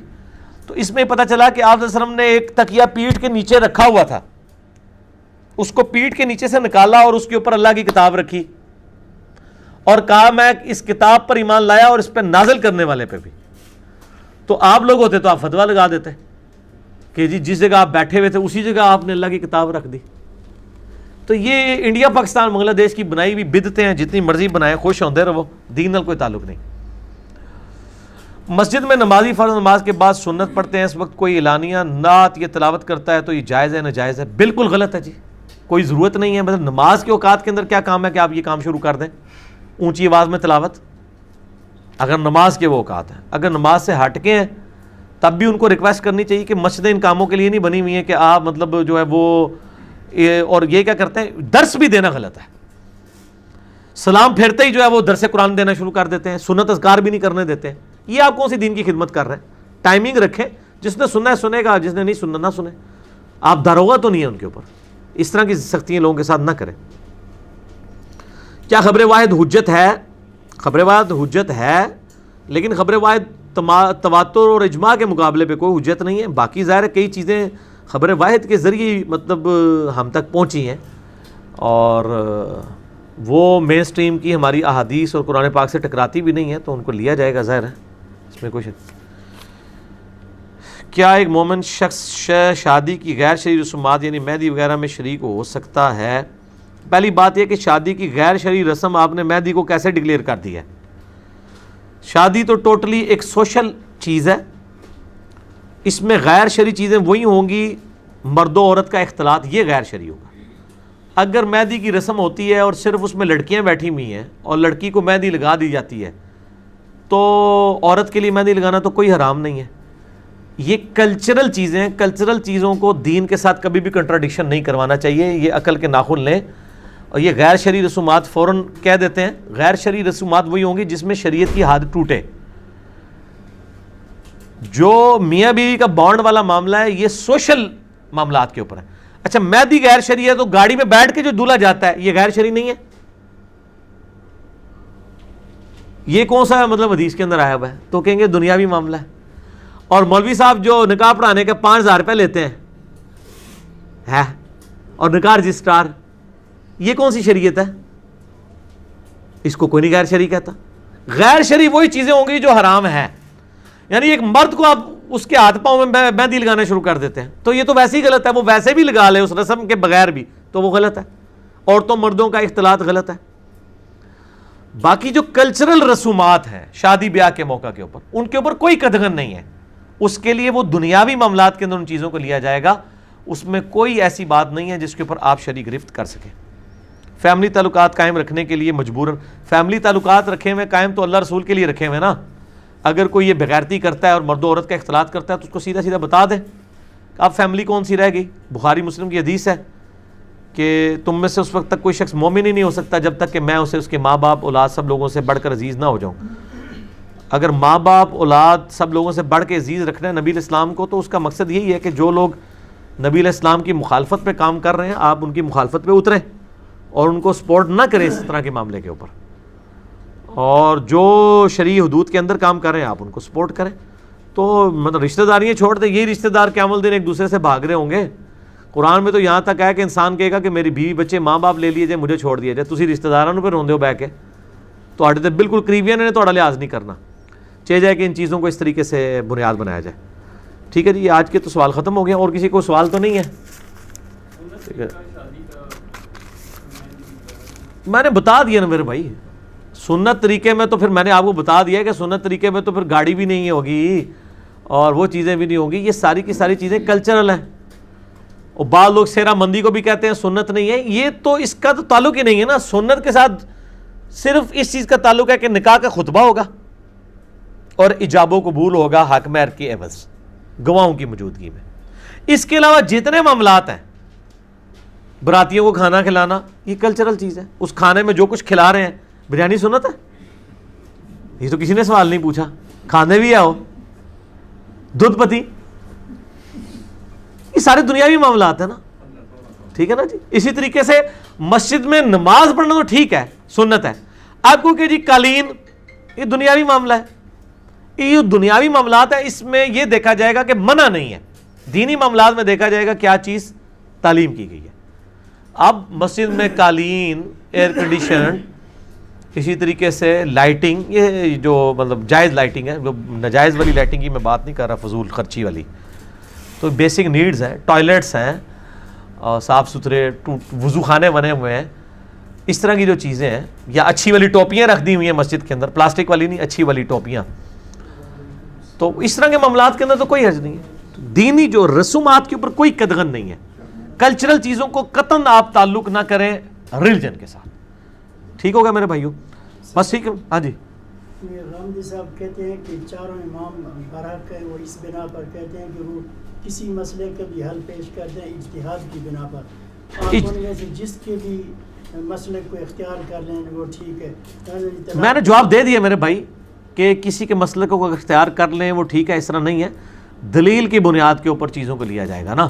اگر ایک شخص بغیر دلیل کے یا کمزور دلیل کے اوپر بنیاد پہ وہ ایک دین میں مسئلہ کھڑا کرتا ہے، آپ دیکھیں نا امت میں نقصان پھر اس چیز کا کتنا زیادہ ہو رہا ہے۔ مثال کے طور پہ میں آپ کو بتاتا ہوں کہ بیوی کو ہاتھ لگانے سے وضو ٹوٹ جاتا ہے، یہ امام شافعی نے ایک مسئلہ بیان کیا ہے، اور اس مسئلے کی تکلیف آج تک امت کاٹ رہی ہے۔ جو شافعی ہیں، ہم تو نہیں کاٹ رہے، ہم تو امام بخاری کے ساتھ ہیں کہ امام بخاری نے باب باندھا ہے صحیح بخاری میں، نبی علیہ السلام کی حدیث لے کے آئے کہ سیدہ عائشہ کہتی ہیں حجرہ تنگ تھا، میں سامنے لیٹی ہوتی تھی، نبی علیہ السلام نماز پڑھتے تھے، سجدے میں جاتے وقت میرے پاؤں کو ٹو دیتے تھے، میں پاؤں سمیٹ لیتی تھی، آپ سجدہ کرتے تھے، اس کے بعد جب دوبارہ قیام میں جاتے تھے میں پھر پاؤں سیدھے کر دیتی تھی. اس سے امام بخاری نے یہ باب اس پہ یعنی مسئلہ نکالا ہے کہ عورت کو ہاتھ لگانے سے وضو نہیں ٹوٹتا. ٹھیک ہے جی. اب جو بندہ یہ بتا گیا کہ عورت کو ہاتھ لگانے سے، بیوی کو ہاتھ لگانے سے وضو ٹوٹ جاتا ہے، اس کی تکلیف آج امت کو اس طرح کاٹنی پڑ رہی ہے کہ انڈونیشیا اور ملیشیا کے جو شافعی ہیں زیادہ تر لوگ، آپ ذرا ان کی عورتوں کو حج عمرے پہ دیکھیں، ان عورتوں نے گرمیوں میں بھی دستانے پہنے ہوتے ہیں. وہ آپ یہ نہ سمجھیں انہوں نے پردہ کیا ہوتا ہے، چہرے ان کے کھلے ہی ہوتے ہیں، چہرے کا نقاب نہیں کرتی ہیں، اور پورے انہوں نے ہاتھوں کے اوپر یہاں تک دستانے باندھے ہوتے ہیں. آپ ان سے پوچھیں کیا تکلیف ہے آپ کو، تو وہ کہیں گے چونکہ ہم نے اپنے مرد کے ہاتھ میں ہاتھ ڈالنا ہوتا ہے، تو چونکہ خاوند کو ہاتھ لگانے سے وضو ٹوٹ جاتا ہے، تو اپنا وضو سنبھالنے کے لیے ہم نے یہ جو مصیبت کاٹی ہوئی ہے دستانے والی. تو ہاتھ تو پھر بھی پکڑا ہی ہوا ہے مرد کا، وچ خالی ایک شے ہی آ گئی ہے نا. تو اس کا مطلب یہ پریکٹیکلی جعلی مسئلہ ہے، کیونکہ امت نے ریجیکٹ کر دیا، امت نے دستانہ پہن کے تو وہ یہ کام کرنا شروع کر دیا. اب اس طرح کے جو جعلی مسئلے ہیں، اس طرح کے مسئلوں کا تو غامدی صاحب بھی بہت مذاق اڑاتے ہیں. جب وہ مذاق اڑا رہے ہوتے ہیں تو اس کا مطلب یہ ہے کہ امام حق پہ نہیں ہے وہ اس مسئلے میں، ورنہ تو خود عمل کر رہے ہو نا. وہ خالی نہ صرف ان چیزوں کو غلط کہتے ہیں بلکہ ان کا مذاق بھی اڑاتے ہیں کہ یار کتنی فضول سا مسئلہ ہے یہ. ٹھیک ہے نا جی. تو اس قسم کے یعنی مسائل جو بیان کرتے ہیں. اسی طریقے سے آپ دیکھیں کہ خون نکلنے سے وضو والا مسئلہ ہے. ٹھیک ہے جی. 93 نمبر روایت ہے ابو داؤد کے اندر کہ ایک صحابی کو یعنی وضو کے دوران یعنی نماز پڑھنے کے دوران تیر لگ گیا، ان کا خون نکلتا رہا، اور اسی حالت میں انہوں نے نماز مکمل کی ہے. نماز نہیں توڑی ورنہ وضو ٹوٹ جائے. ایک بندے کا اگر نماز کے دوران پیشاب نکل جاتا ہے تو کیا نماز جاری رکھے گا؟ وہ نماز ٹوٹ گئی. ایک بندے کا خون نکل رہا ہے، نماز ٹوٹ گئی. اور دوسرے ساتھی اس کو کہتے ہیں تم نے مجھے جگایا کیوں نہیں؟ ان کا میں نے ایک صورت شروع کر لی تھی، میں نے کہا میں اس کو مکمل کر کے نماز مکمل کروں. یعنی کوئی شرعی عذر بھی نہیں تھا اس کے اوپر، دوسرے بندے کو بلا سکتا تھا. اس نے نماز مکمل کی. آپ علیہ السلام نے نہیں فرمایا کہ تیرا وضو ٹوٹ گیا تھا. تو خون نکلنے سے وضو نہیں ٹوٹتا. اس مسئلے میں امام شافعی کا موقف ٹھیک ہے کہ وضو نہیں ٹوٹتا. امام حنیفہ کا غلط ہے، اور امام بخاری کا بھی یہی موقف ہے کہ خون نکلنے سے وضو نہیں ٹوٹتا. امام ابو داؤد نے بھی یہی موقف اڈاپٹ کیا ہے.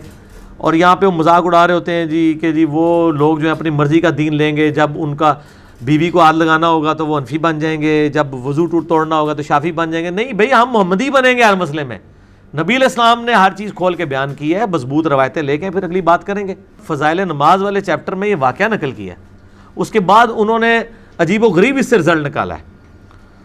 یہ حدیث جب انہوں نے لکھی نا، وہ حدیث تو لکھ رہے تھے کہ صحابہ کا نماز میں خشوع خضوع کتنا ہوتا تھا، فضائل اعمال میں فضائل نماز والے چیپٹر کے اندر. اب ان کو فوراً فکر پڑ گئی کہ یہ اگر کسی نے واقعہ پڑھا تو ہمارے بابا جی اسٹیک پہ لگ جائیں گے جنہوں نے ہمیں یہ بتایا کہ وضو ٹوٹ جاتا ہے خون نکلنے سے. تو انہوں نے نیچے فے لکھا، فائدہ، جس کو میں فساد پڑھتا ہوں، فے ہے وہ فساد. انہوں نے لکھا کہ فے لکھا کہ جی اس واقعے سے جو یہ مطلب اس صحابی کا خشوع خضوع تو ثابت ہو رہا ہے، لیکن اس سے یہ ہو رہا ہے کہ وہ اس کا خون نکلتا رہا تو اس کا وضو کیوں نہیں ٹوٹا. تو انہوں نے کہا کہ امام شافعی رحمہ اللہ تعالیٰ کا بھی یہی موقف ہے کہ خون نکلنے سے وضو نہیں ٹوٹتا. ہو سکتا ہے وہ صحابی بھی امام شافعی کے مذہب پر ہوں. کیوں ہنس رہے ہو؟ بزرگاں نے لکھا ہے. اچھا تھے بھی نہیں، لیکن وہ اس کی تعویل کریں گے. وہ کہیں گے یہ اصل میں آپ کو سمجھ نہیں آیا. انہوں نے کہا ہے کہ اس صحابی نے بھی اجتہاد کیا جیسا کہ امام شافعی نے اجتہاد کیا، تو اجتہاد میں دونوں برابر تھے. شیخ صاحب اصل میں یہ کہنا چاہتے تھے. شیخ صاحب جو کہنا چاہتے تھے وہ انہوں نے فضائل اعمال کے مقدمے میں کہہ دیا ہے. فضائل اعمال کے مقدمے میں شروع میں لکھا ہے کہ ڈاکٹروں نے مجھے چند دنوں کے لیے دماغی کام سے روک دیا کیونکہ مجھے ایسی دماغی بیماری لاحق ہو گئی تھی. تو میں نے یہ سمجھا کہ میں ان فراغت کے ایام کو اس بہترین مشغلے میں صرف کروں کہ میں یہ کتاب لکھ دوں جو میرے پیر صاحب نے کتنے عرصے سے مجھے ترغیب دلائی ہوئی تھی. تو میں یہ کتاب نہیں لکھ پا رہا تھا، تو مجھے ڈاکٹروں نے چونکہ دماغی کام سے روک دیا، اس لیے میں نے ضروری سمجھا کہ میں ان فارغ ایام کو اس کتاب لکھنے کے مشغلے میں صرف کروں. تو یہ کتاب انہوں نے اس وقت لکھی ہوئی ہے جب ڈاکٹروں نے ان کو دماغی کام سے روک دیا تھا. تو وہ اس لیے پھر اس قسم کے جملے نکلے ہیں. تو ظاہر ہے جب وہ شرعی معذور ہیں، ہم ان پہ فتویٰ نہیں لگاتے، کیونکہ صحیح بخاری مسلم میں حدیث ہے کہ جو شخص پاگل ہے یا بچہ ہے یا مجنون ہے، اگر وہ مطلب اس سے کوئی اس طرح کی حرکت ہو جاتی ہے تو اس کے اوپر کوئی شرعی گرفت نہیں ہے اس حوالے سے. تو اگر وہ انہوں نے خود بتا دیا کہ میں شرعی مریض تھا اور اب یہ ان کو سوچنا چاہیے تھا کہ انہوں نے یہ کام کیوں کیا اس حالت کے اندر. تو اگر انہوں نے کر لیا ہے تو اللہ تعالیٰ ان کو معاف کرے, لیکن پچھلوں کی معافی کوئی نہیں ہے جن کو یہ پتہ چل گیا کہ ایک بندے نے ذہنی توازن صحیح نہ ہونے کی حالت میں دماغی طور پہ جب ڈاکٹروں نے ان کو ذہنی کام سے روکا ہے, یہ نہیں یہ سمجھتے ہیں کتاب و سنت کا کام یہ کوئی ذہنی کام نہیں, حالانکہ سب سے زیادہ یہ ذہنی کام ہے. اس وقت یہ انہوں نے لکھا ہے, ان کی تو شاید معافی ہو جائے, پچھلوں کو چاہیے کہ وہ کان چاٹ کے اس طرح کی چیزیں نکالیں. جناب فضائل مال میں ہی لکھا ہوا ہے کہ ایک بزرگ تھے, وہ 12 دن تک انہوں نے ایک ہی وضو سے ساری نمازیں پڑھی. 12 دن تک تو یہ نہیں کسی صحابی کے بارے میں بھی نہیں ملتا, کسی تابعی کے بارے میں بھی نہیں ملتا. یہ کون سا بندہ ہے جو 12 دن تک ایک وضو کے ساتھ ساری نمازیں پڑھتا رہے؟ تو بس اس طرح کے واقعات پھر اسی لیے آئے ہیں نا میرے بھائی.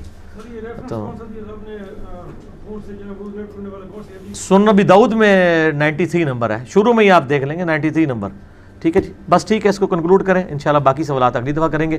سبحانک اللہم و بحمدک اشہد ان لا الہ الا انت استغفرک و اتوب الیک وما علینا الا البلاغ المبین. جزاکم اللہ خیر.